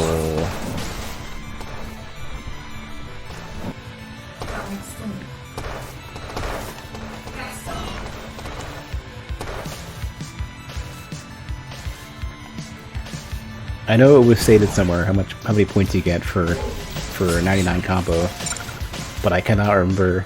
It's in like the tutorial information too. It's in like the how to play section. Good multiplier, or well, I don't know. Good relative to me, just to start.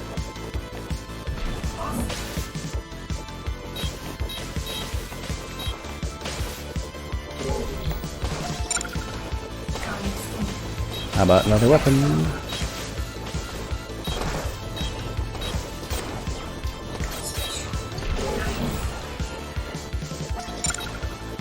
There you are. Near you. Ah, no, but like I was doing good though.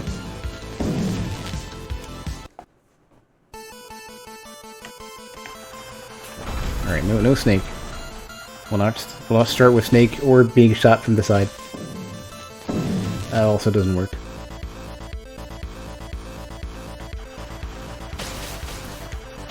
No, not you. Evil, exploding enemy.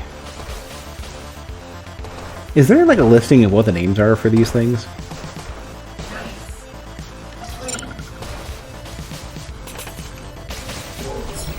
I want to know what enemies to loathe by name. Ninja Star enemy, multi-part exploding enemy. The hide in the middle of a bunch of normal spinny enemies, but you shoot projectiles instead. Oh, well, that's out of control. Ah, come on, whatever, it's fine.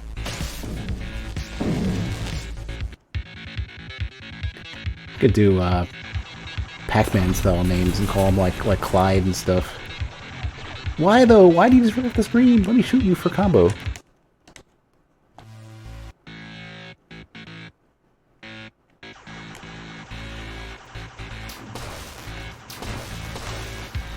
I literally cannot move far enough to the side to kill those things before they're off the screen again. And they didn't really shoot.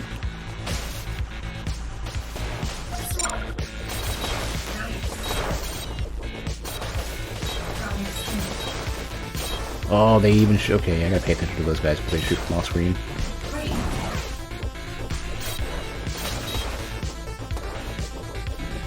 Really?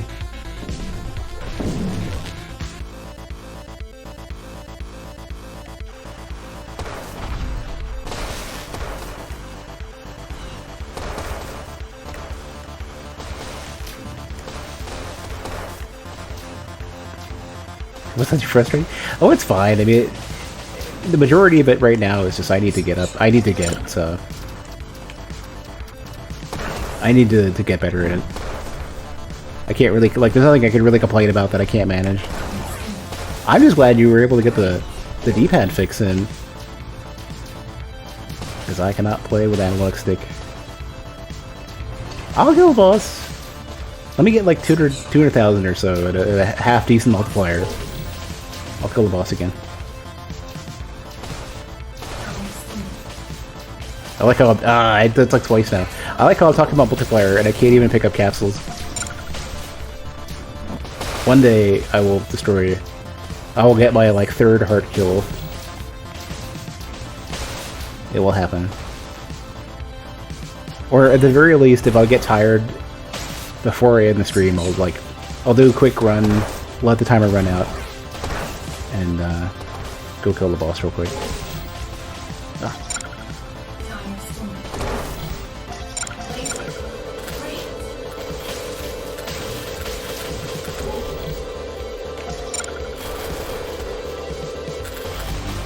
Just gonna go ahead and nuke that thing down.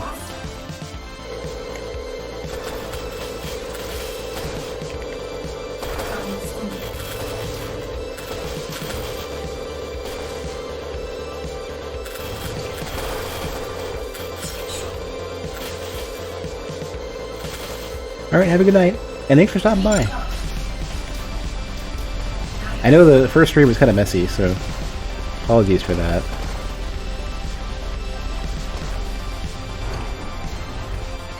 Ooh, was that like a both? Was that the dodge and the special? I'm not sure what saved me there. I definitely did not take out the drills.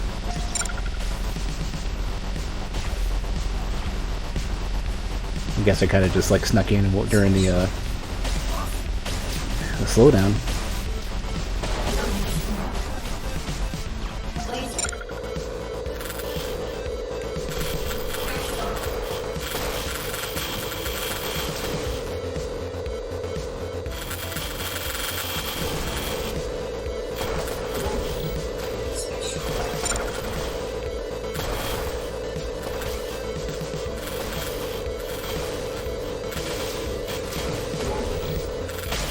There's no getting it. Oh, the let it go.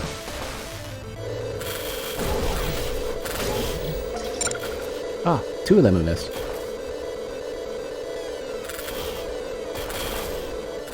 Oh, shuriken enemy. Like evil ninja ships. Ah.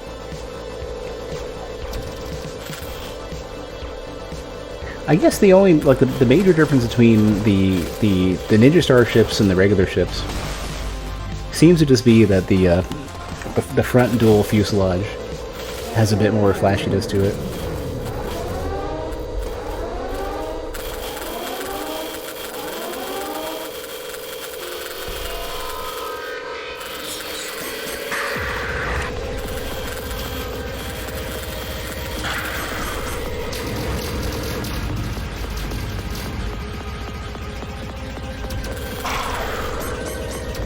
Ugh, that's terrible.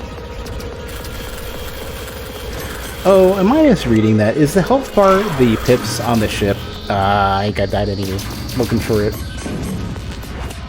It'd be funny if the heart, if the dots in the ship were the health bar, and I'm literally staring right at it. Very like Dead Space-esque diegetic UI. Be funny if it was. Now I'm inclined to, like, look for it.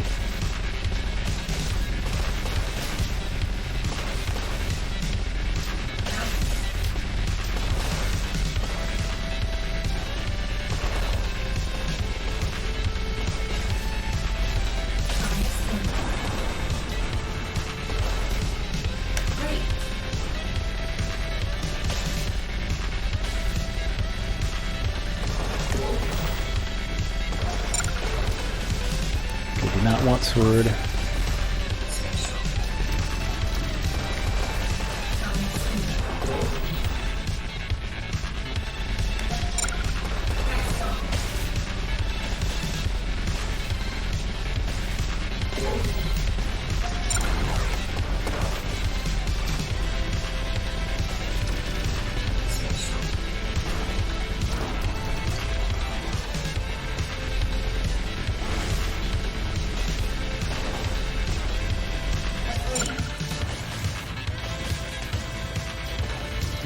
What? Ah.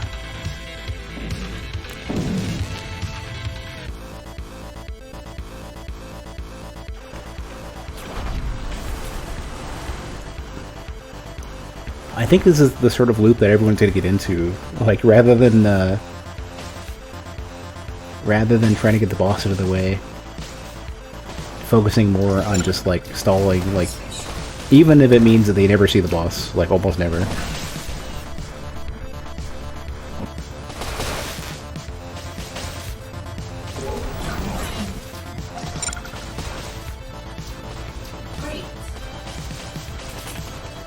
Why are you so fast, though?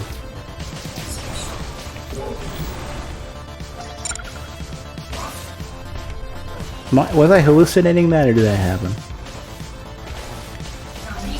I feel like every while or so, there's like a single spawn of an enemy that's really fast, and it doesn't make any sense. Maybe there just happens to be, like, strangely, extremely rare fast spawns or something. Oh, I lost my combo. Oh. You're just like... Well, nah, I can't do anything because the snake's in the way. Snake, please just get off the screen.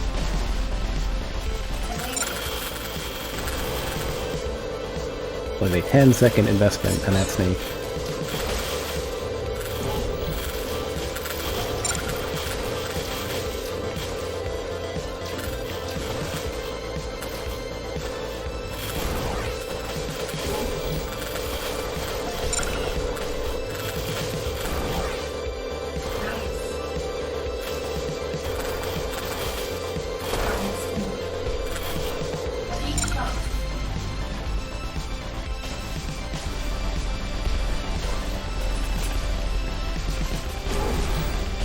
Ah. Every single one of those are gonna miss. Yeah, I can't. There's two. Yeah, there's no new spawn because there's two enemies on the screen, and I can't turn. I can't shoot behind me.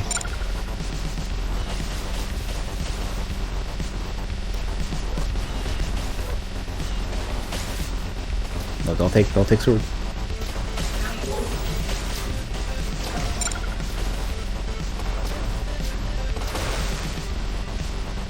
Did I really drop that combo? I thought I was gonna get a 40. Alright, I'll kill the boss for my 2.8 multiplier, but I won't do it with a smile on my face.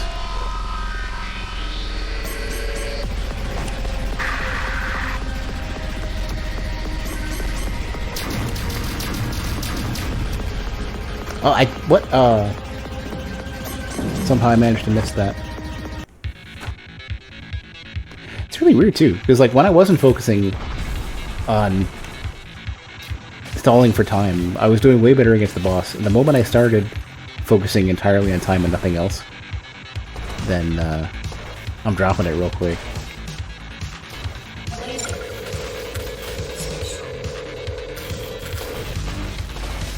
Combo ran out.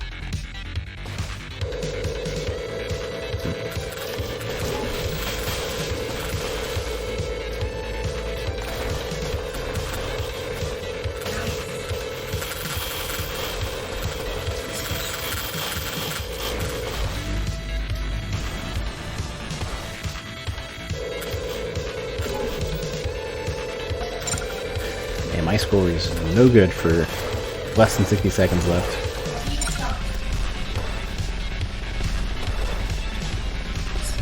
I guess if you, like, because the spawns are random though,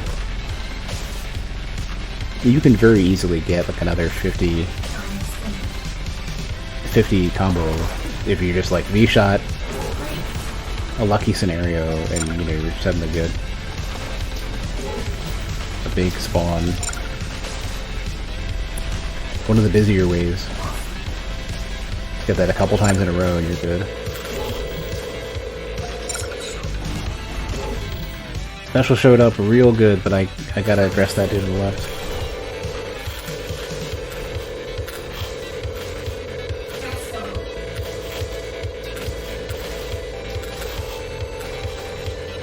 There probably is some preference like that. Of like some of them you just gotta let them go and just focus on the next wave and just get your 40 in a row over and over again. You hope you can do that every 10 seconds or whatever.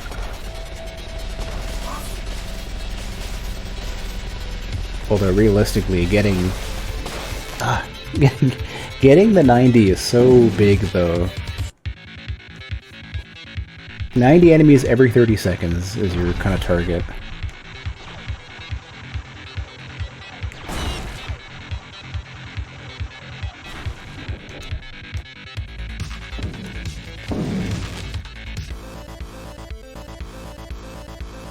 Well, 90 drop or 90 and then, you know, get the 99.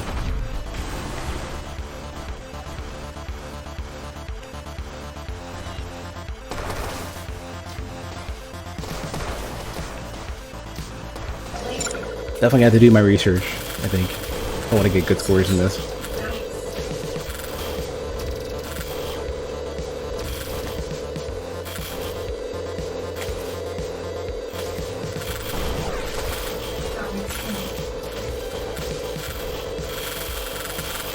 Really didn't get it, okay. I thought I was going to kill the snake in time.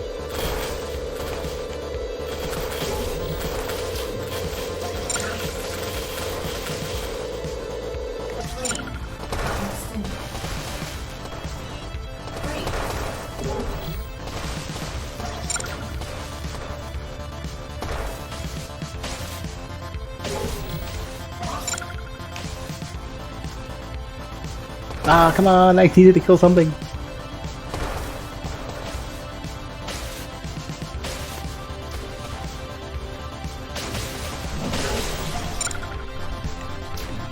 I can't see where the... I think the multiplier capsule spawned behind me? I'm always looking for it in front.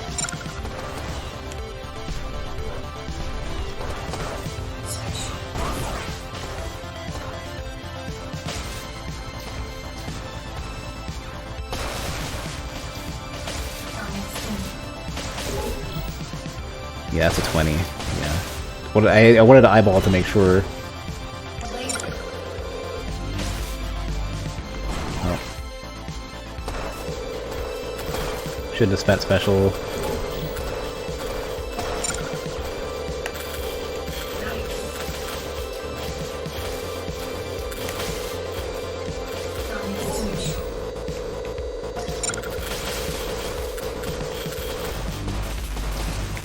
Really? Didn't kill the snake. Now snake's dead.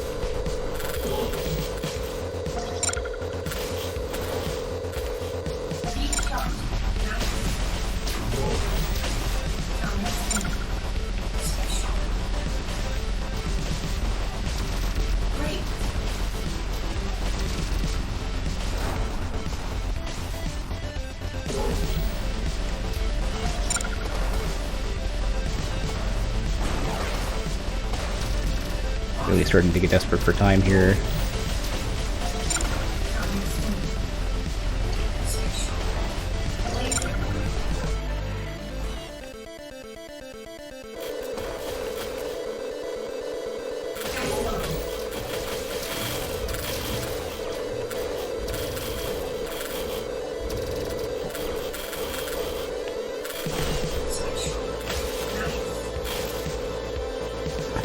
Probably get another 10 seconds out of this.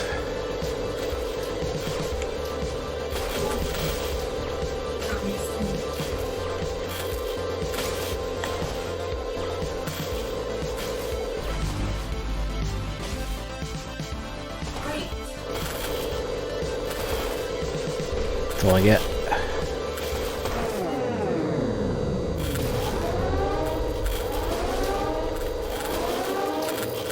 Really?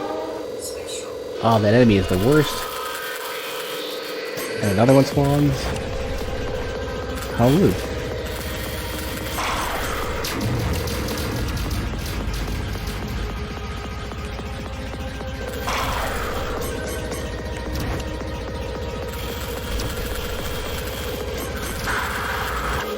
Yeah, that is its health bar.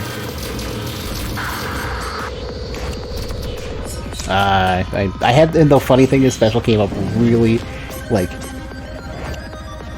just slightly too late. Like, I played the sound, I don't think I had enough time to do it, though. That was a waste.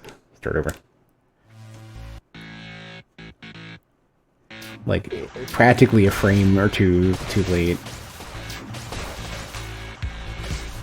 I don't know, it played the sound. Maybe it wouldn't take up. I haven't eyeballed whether it takes up when you're already dead or not.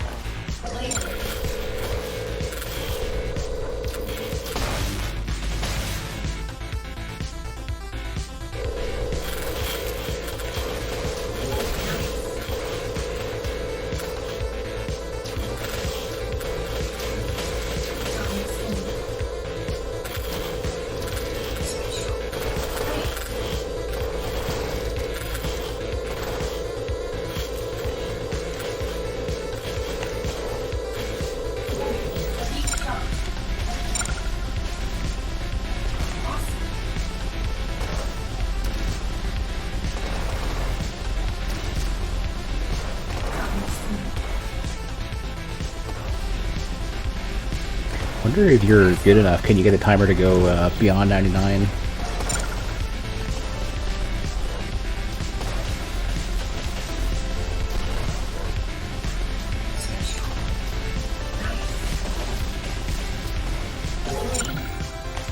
Ah.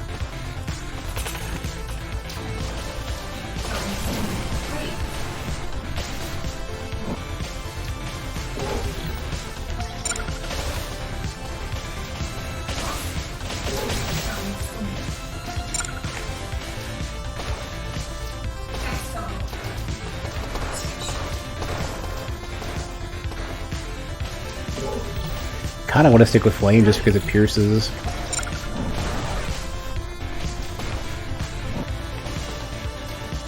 And it's so good versus so much stuff.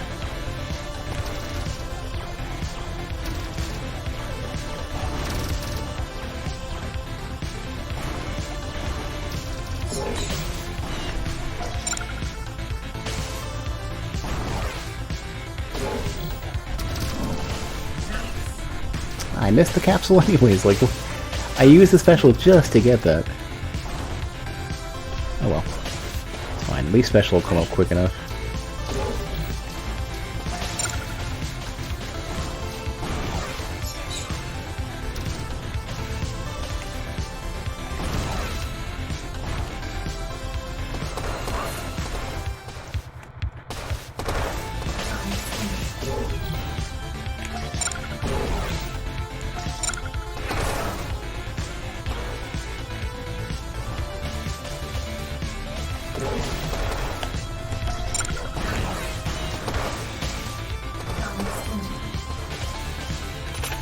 Yeah, I'm trusting the flamethrower here.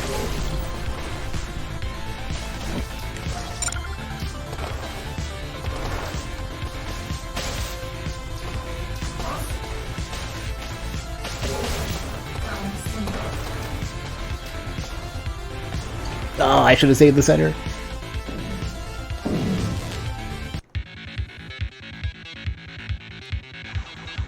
Yeah, I'm not happy with those spiders showing up before I'm able to move. I wonder if it's some sort of primal fear response. Like, video game spiders don't make me arachnophobic or anything, but I wonder if it's like the fact that you're helpless staring down an enemy that's like really rough like that.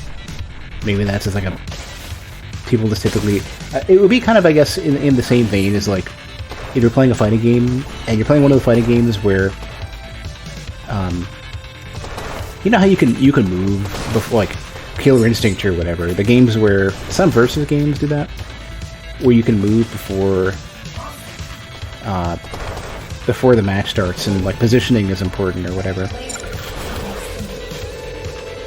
And I wonder if it's the case that like if you play a character who's like a grappler or something that's not very mobile. Does it just feel terrible? Does that whole phase of the game...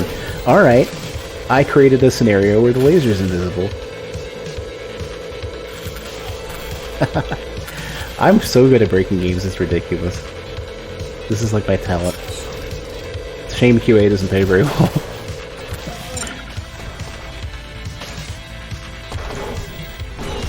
I think it's because I've been holding the shoot button and not like letting go in order to use special. If I had let go and pressed it again, I probably would have been fine. But yeah, if QA didn't pay garbage, and if people took QA seriously, like if publishers and stuff took QA seriously, I wouldn't mind doing QA for games. I mean, I do QA for my own work on games. I just would not want to do full-time QA.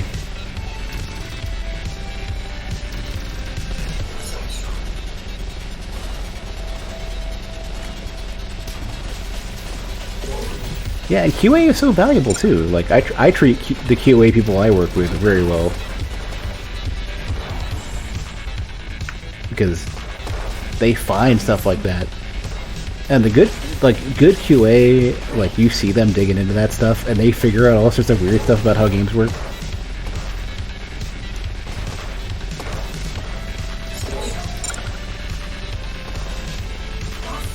I'm running out of time. I don't even have any. I've got like nothing to score too. All right, you know what? Start over. But yeah, if I wasn't already doing like higher paying work for games, if QA was treated well and got paid well, that would totally be something I'd be good at.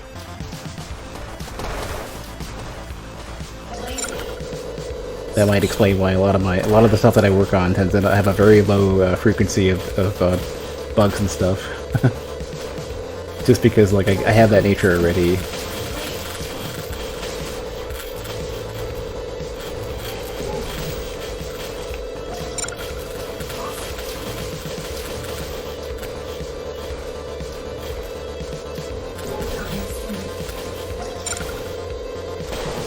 Company you work for now, QA.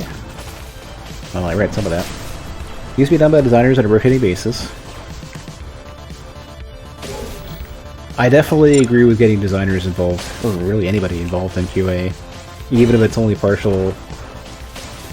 And like any like mixed discipline stuff that's possible without getting in the way of things, I think is good too. Get people understanding like for example, like having production that hasn't specifically worked on particular features tends to be really rough because they're trying to like estimate what times are and what things mean and who to send stuff to.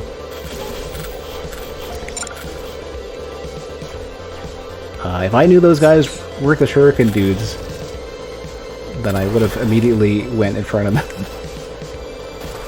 I thought they were the double shot dudes. I couldn't tell quick enough. No, I think the other way around. production without having ever done any sort of design or programming.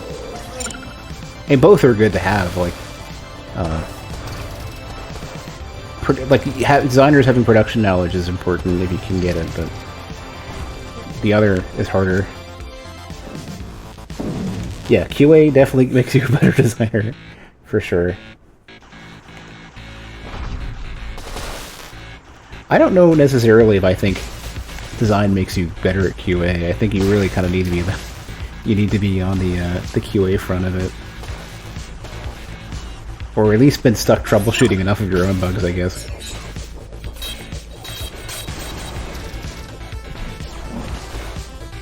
I'll not have any of those 15 enemies that are trying to shoot shurikens at me.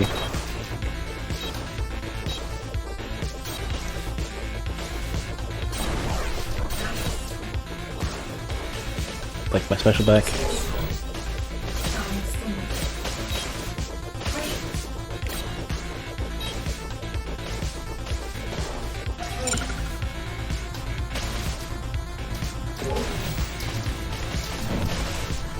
I didn't even get the capsule anyways. Design gives you a very strong look into how things work under the hood.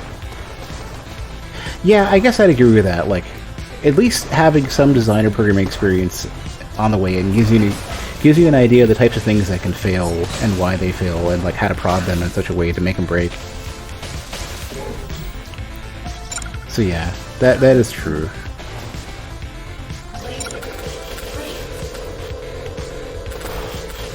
I guess I mostly focus on winning QA first because I want people who get into a design position, or, you know, any non-QA position, to have empathy for...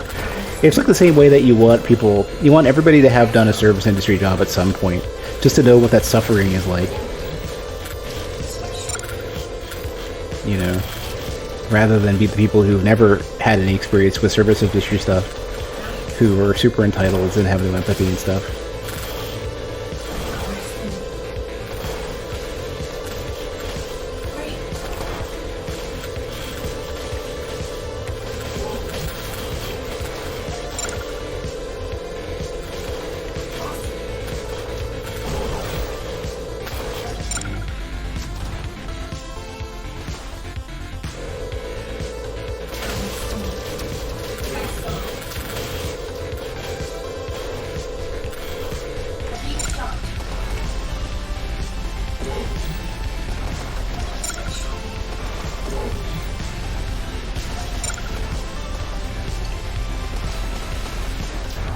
That was not the right one. I keep thinking that shoots backwards.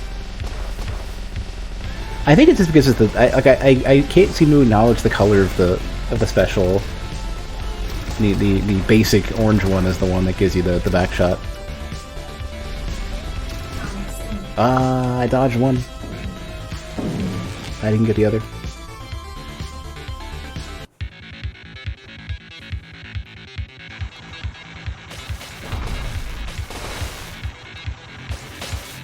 So the funny thing regarding like the crossover between QA design and like where you get, you know, what insight it gives you, I think programming into design is really important as well, because what you'll see is you'll see people in a design position who don't have programming experience, and what little knobs and levers that you give a designer, you know, or even like scripting languages that they're allowed to use, you know, Lua or whatever. What ends up happening is you see a lot of cases where designers will do things that are like massively bad, like from a performance or security or whatever standpoint, you know, and without some of that programming background, they would never notice. It's like, oh, you leave these objects alive without clearing them, or whatever. I'm trying to be generic because I don't want to talk about my particular work, but, you know, you don't unregister for listening to events for some event system or whatever, or, you know, you have objects that drive things from the bottom up. Objects that drive systems rather than systems that drive objects. And, like, then you wonder why the system suddenly collapses when one of the objects that is part of that system no longer exists.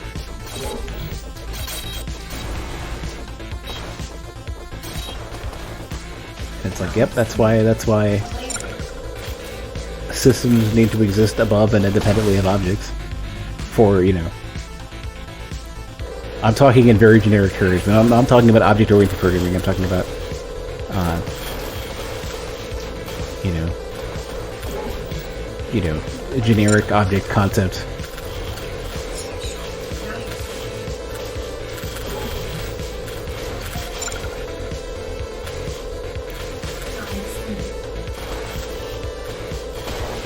Yeah, I've seen a lot of cases like that where it's like, oh, you know, this system, you know, input is not sanitized on the server because it's not because it's sanitized in the client, and that's fine, right?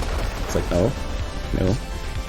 Or even cases where it's like, input is sanitized in the server, so you don't need to do anything for the client, even though the experience is shit in that case. I've seen that a lot.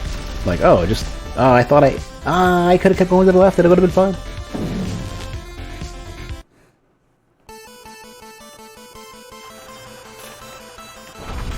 I'm just gonna kill the snake.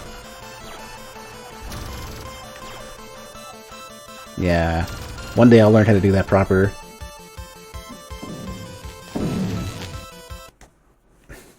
But preliminary client-side validation of input and sanitation of input can be really great because it prevents you from having the server do as much work, even if the server still needs to be the end-all be-all, like the authority for whatever. People don't seem to understand that sometimes. It's like, the server will catch everything, so throw any manner of garbage at it, and it's fine. And it's like, the server is the authority, yes. But, like, you could just make sure that less, like, for normal users who don't know how to edit their client in any way, why, or, you know, or substitute, you know, just setting any random ass data about a client. Why not, like, prevent them from sending stuff that you would never even use anyways? Right? As best as you can. Then the server is not so busy discarding invalid input, and the client gets some response besides waiting for the server that might be busy. Like, oh, you set up some gibberish data on the client, and you send it to the server, and then there might be a delay, and the client is like, "What? Like, let me type it? What's wrong with this?" You know, especially like when the error messages on the server side are like generic, and oh, I got like an error number like 830C, and it's like, what the fuck does that mean? I don't know. So then like support is overloaded because because whoever designed the client-facing side of that can't like actually like, you know, do some validation locally and give the user a better response. You know what I mean? And there's lots of ways to do that. Sometimes you just like, the server will pass a number that the client has a table for, or, you know, you use your localization system to generate a string key for what the error message is for real, or whatever, you know, whatever makes sense. It doesn't, you know, there's a million ways to do things.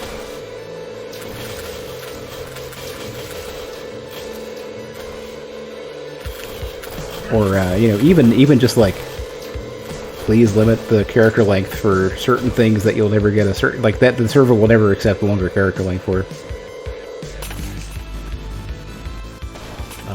Oh, and the snake just leaves. Okay. Thanks, snake. I wanted you dead. Now you're back to torture me. You know what? That's fine. Actually, you know what? That wasn't fine. I had a decent score. Why should you just pass everything so memory is cheap? Yeah. Yeah. The thing that's nice about clients is that when it comes to validating simple data on a client, you effectively you will never exceed the amount of computing power you need because the client will always provide it in order to run the client in the first place. So why not leverage the client when you can? you know, I don't know.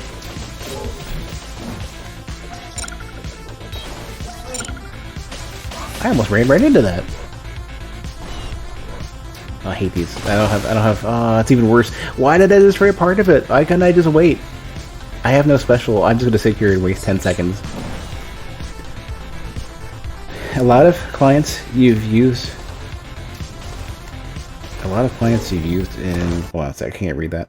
A lot of clients you've used in business software puts that theory to the test. Oh, I'm misreading. You're talking about client as in software, not client as in dummies.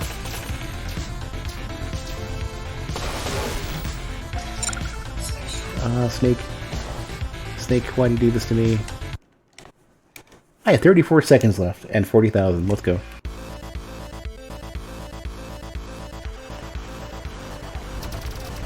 My ultimate example of like the mentality of the average user for business software is Microsoft Excel and just overall the ribbon system in Office. It's like if you ever need to know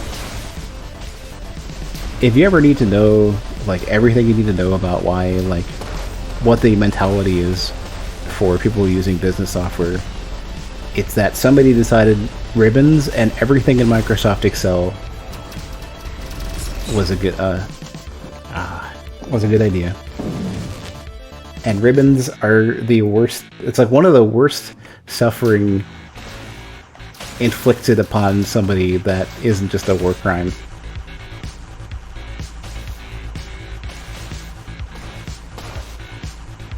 And Excel is so fucking poorly, like, just laid out. Like, why can't you just be Google Sheets? One of the places I've worked at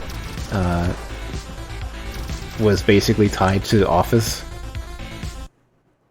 Oh, I crashed it! I'm so good at this. Okay. I can't believe it. Alright, hold on a sec. Is there a crash report, or did I just, like, yeah, it's gone. This is me. I'm not blaming the game for this. I'm a fucking wizard. Select soundtrack. TechBeat Heart.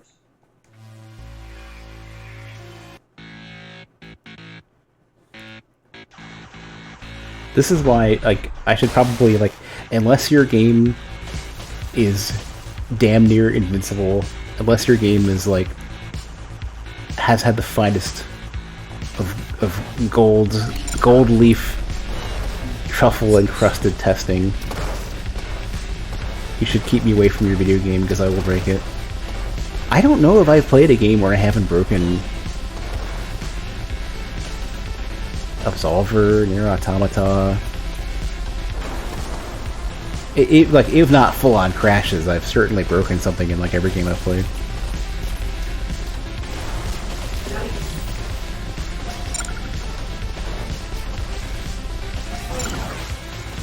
I don't know what it is.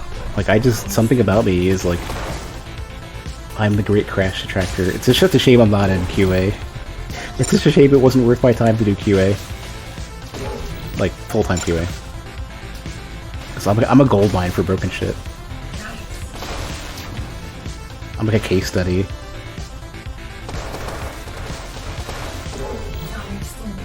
Oh, ah. There's the multiplier again. I wonder if there is a crash log I can grab somewhere. I'm assuming Godot just dumps some amount of crash info somewhere. I'll have to look for that later.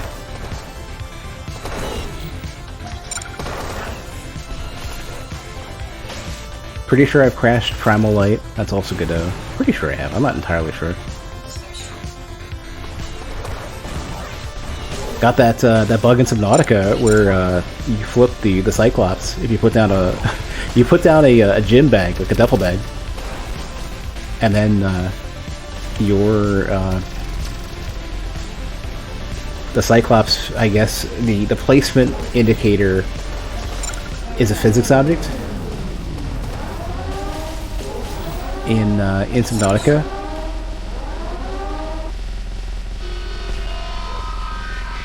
So as you're wiggling it around to try to place it in your Cyclops, your ship just starts freaking out and just like tips over, insta-kills you. That was a bad idea.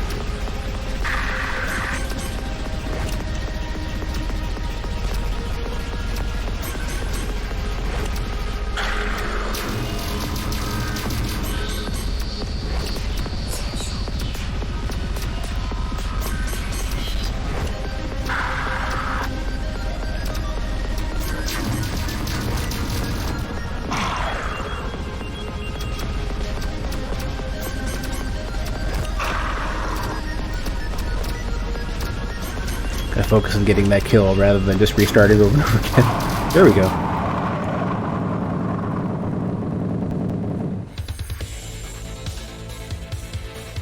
Did I even have a decent multiplier? I only had like 100,000 score, 150,000. 2.3. What's my total score though? Ah, I didn't get a chance to see it. Alright, it's fine. It's whatever it was. It wasn't... I don't think it was a record score.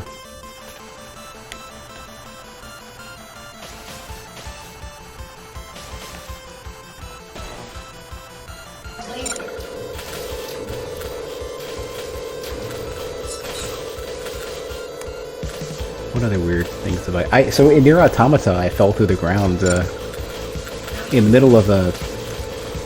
Well, I guess I don't want to spoil all that, but... I fell through very flat ground in Nier Automata in an open plain.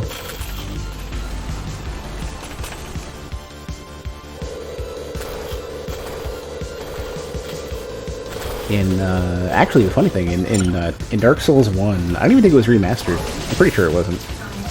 Nah, it wasn't. In Dark Souls 1, I've backstabbed people through stairs and just like knocked them through the world.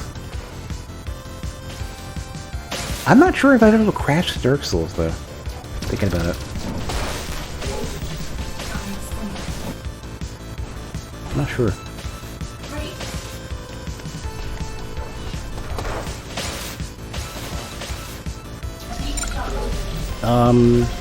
In Grand Theft Auto for GTA RP, I had barely brushed into a van or something, and, it immediately fucking killed me. Like, my character just like dropped in a heap, like a sack of potatoes. Oh right, all right. I'm not. No shooting backwards. I'll memorize that one day.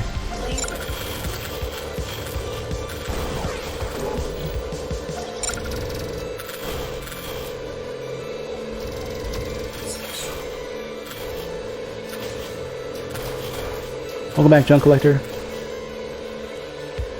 Oh, I crashed Zero Ranger, at least for White Vanilla. That was a repeatable crash. Very easily repeatable. Can't remember what circumstance it was. It was something like using drill or using a charge shot or something like that against the White Vanilla final boss. Would crash it very it was something like, I think it might have been drill. Would crash it very consistently.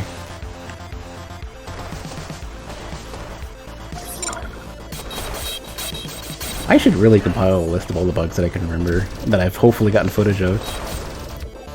I had the little reel earlier, but there's many more than what I posted. The reel of like sitting there thinking whether or not I want to do commentary for YouTube or not. I'm playing Deep Rock Galactic lately. It's nice and glitchy. I've crashed Noita, or at least, yeah, I've crashed Noita plenty of times. I've lost my save on that. It sucks. I'm trying to think of what else.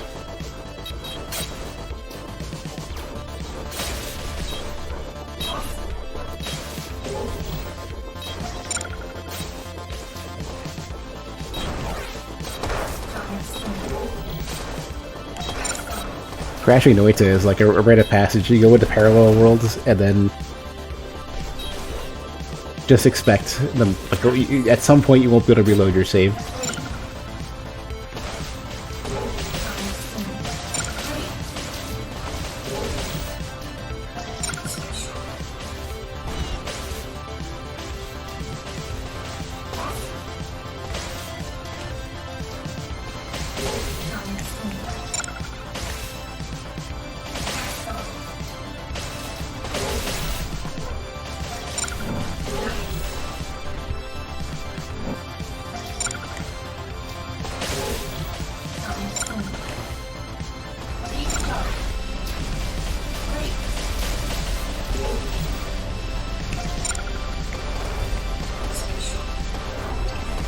I don't think I killed it in time. No, I did.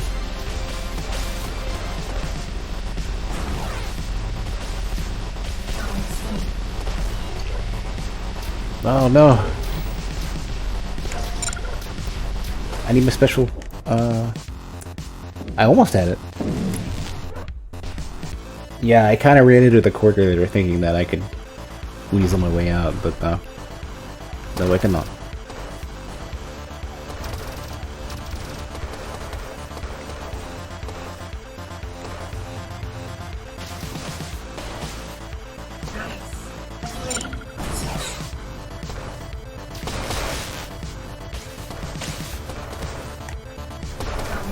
Not hard to crash over that. Yeah, I mean, I kind of expected. No way to like just a bunch of systems jammed together, hoping for the best. Has so much random shit in that game.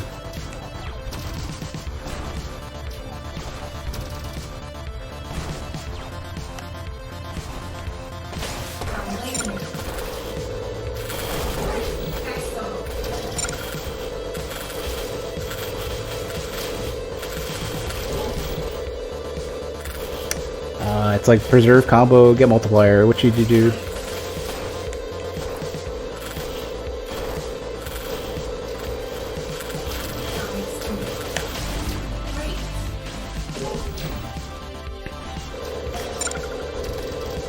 I don't know.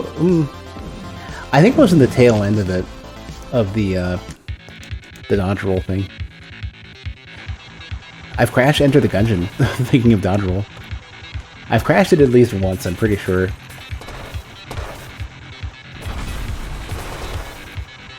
Shattered I've crashed at least once or twice.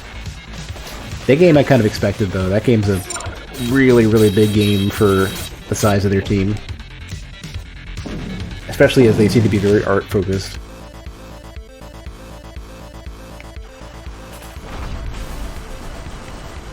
That's a...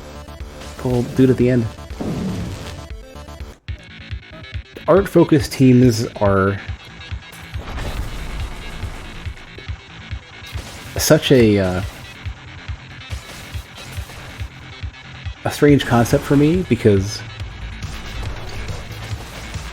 I'm so, like, the opposite mentality. It's like, and it hasn't really been, like, it hasn't been so possible lately, up until lately, to be, like, an art-focused, like, Owlboy or whatever, you know, where their focus is having a lot of art.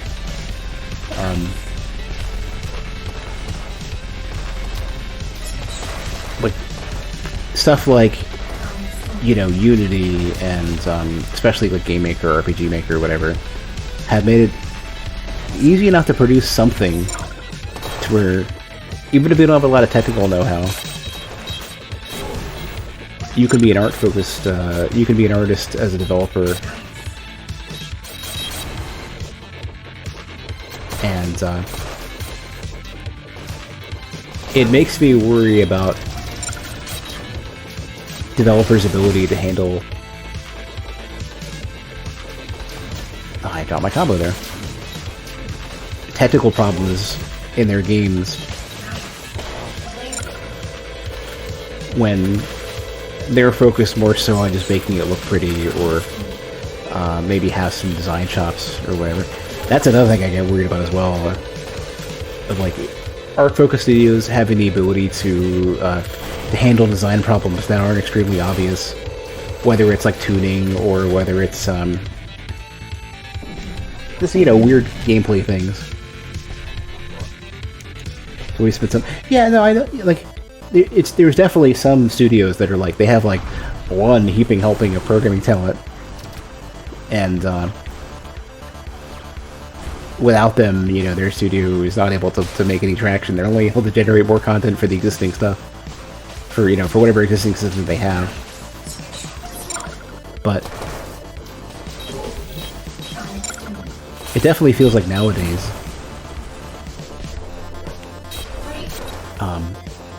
we've hit a threshold now where, like, an artist can design a game, can get a game stood up without needing any programming help. And what does that mean? Those enemies are shooting the moment they get on the screen. Can miss the days you can push. You've been gotten frustrated with trying to program every little, even your little toy games. So many layers of abstractions in your faces. That's the thing that frustrated me with Unity. Is like, I don't need to write assembly or whatever, and I'm not,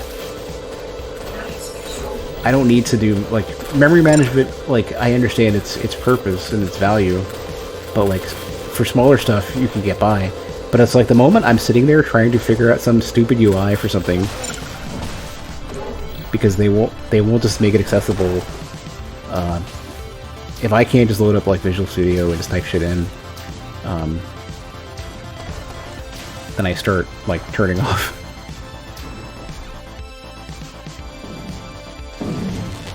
But yeah, I never got super deep into doing, like, you know, old school console development where, you know, you're literally just writing, you know, you're writing assembly. There is no compiler at that point.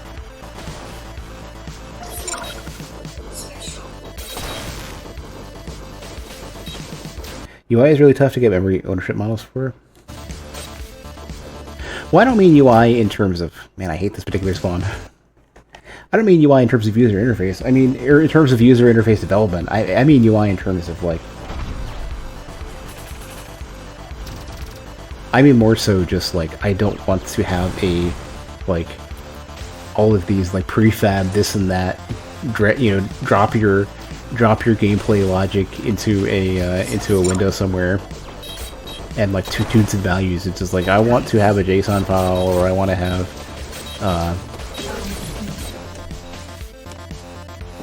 you know, I just want to get into a text editor and change shit. And if it comes down to, like, making my you know, whatever objects are in the game work, I don't want a visual editor for that most of the time.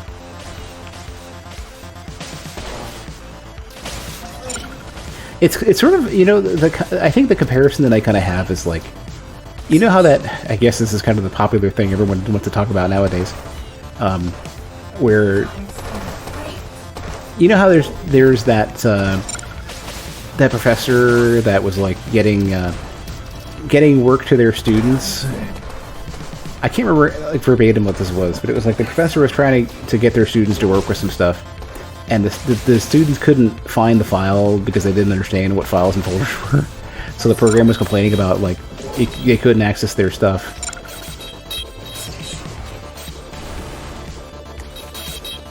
Does this sound familiar? I'm not hallucinating it. It's real, whatever it was. But it was something to the effect of, like, people complaining about how, like, kids don't, like, they're so abstracted away from basic computer concepts that they don't know how they don't know how any of that stuff works anymore. It's, like, important for them to know. Assuming you don't want to just, like, have a massive fundamental shift away from how, you know, how computers have traditionally worked. Like, if your model for usability takes you away from understanding how anything works, then the moment your model no longer applies, then you need it,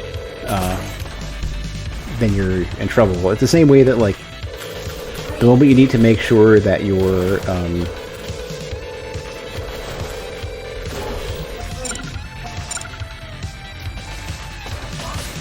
the moment, for example, for game development, you need to optimize something, or you need to change some behavior that's just mechanically not feasible or whatever, and you can't because you don't know how to. That's what I get worried about when it comes to, you know, people relying on, like, a lot of, like, prefab type of behavior and visual editors in Unity or whatever it ends up being, Game Maker.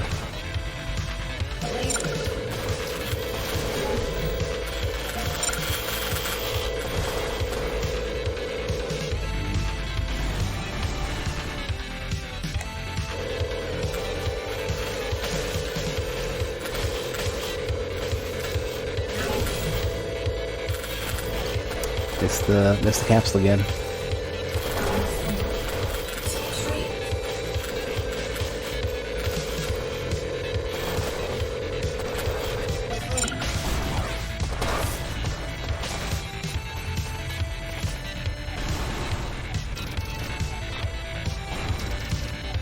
It's really important to have the prefab though as a launching point, so to preserve the ability to. Yeah. Like, I can understand like needing some icebreaker for building that knowledge base especially for kids who are learning stuff, for you know, I guess for even adults who are getting into stuff.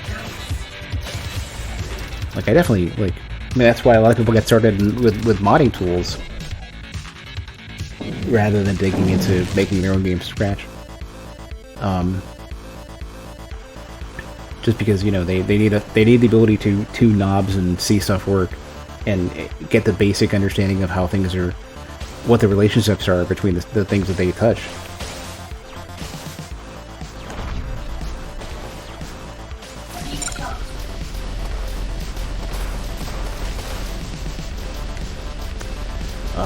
There's like 2 snakes in a row in like the worst spot. It's like Flash. For all its problems, it allowed an enormous amount of creativity for folks. Yeah. And people are still even using Flash nowadays because it's a good authoring tool for, well, it's a functional authoring tool for user interfaces, and honestly, it's the standard for so long with Scaleform.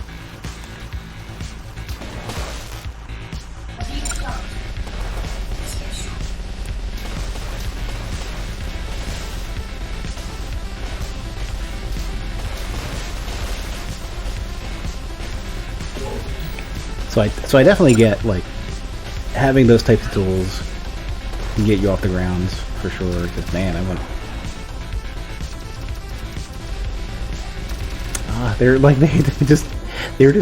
These things, like, the moment I go to attack them, they're off the screen.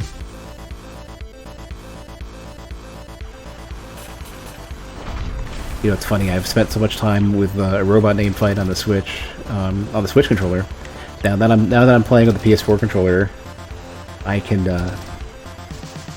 My grip is different enough to hurt my hands now. I feel a little bad about that.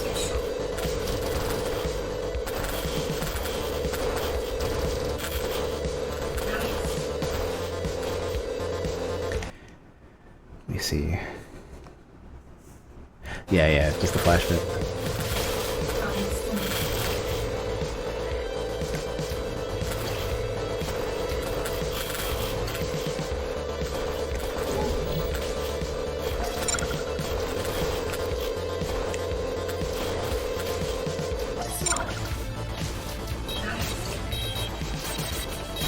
You know, it's funny, if I didn't get dragged into web development first, I would have been a bit further along with some of that stuff. Unfortunately, web development was the lucrative option for a while for me. So, you know, even though I've got like 10 years doing, you know, game dev stuff, more than that, since 2008, whatever amount of years that is. I would have been better off had I not picked up web development. Although, on the other hand, it did get me started with a lot of stuff, so I don't know. Just thinking about Flash in that context. Also, PHP has become like everyone's most hated language, and that's what I dug into. So it's easy to feel like that time was a waste.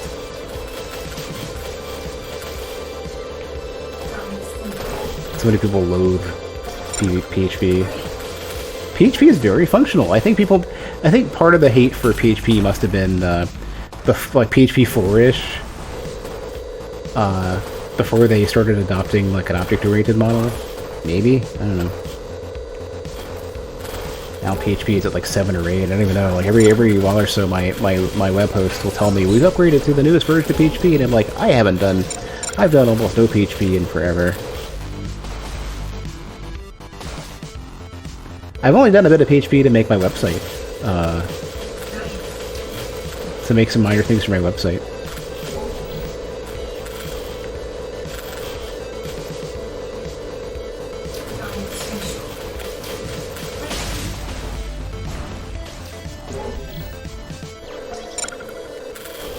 So greedy. Give me my 20-second snake.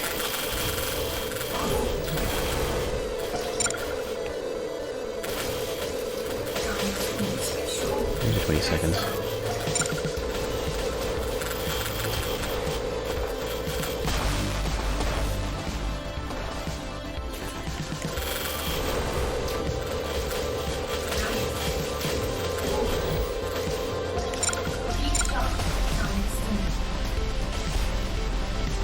Good score.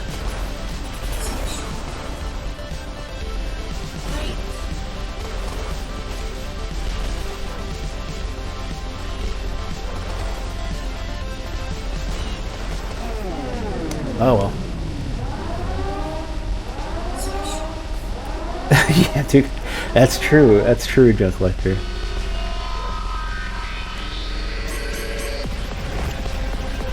Alright, let me try to have a good showing and actually kill the boss for once.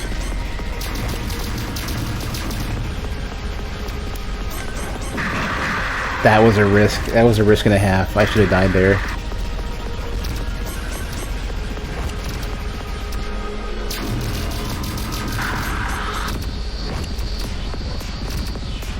Well, okay.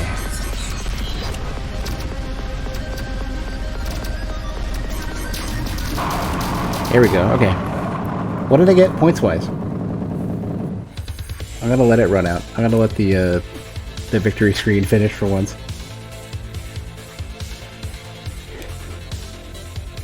Okay, yeah, I think it must be showing your final score there. And I got myself a good quality A, or I guess S average. Sessa.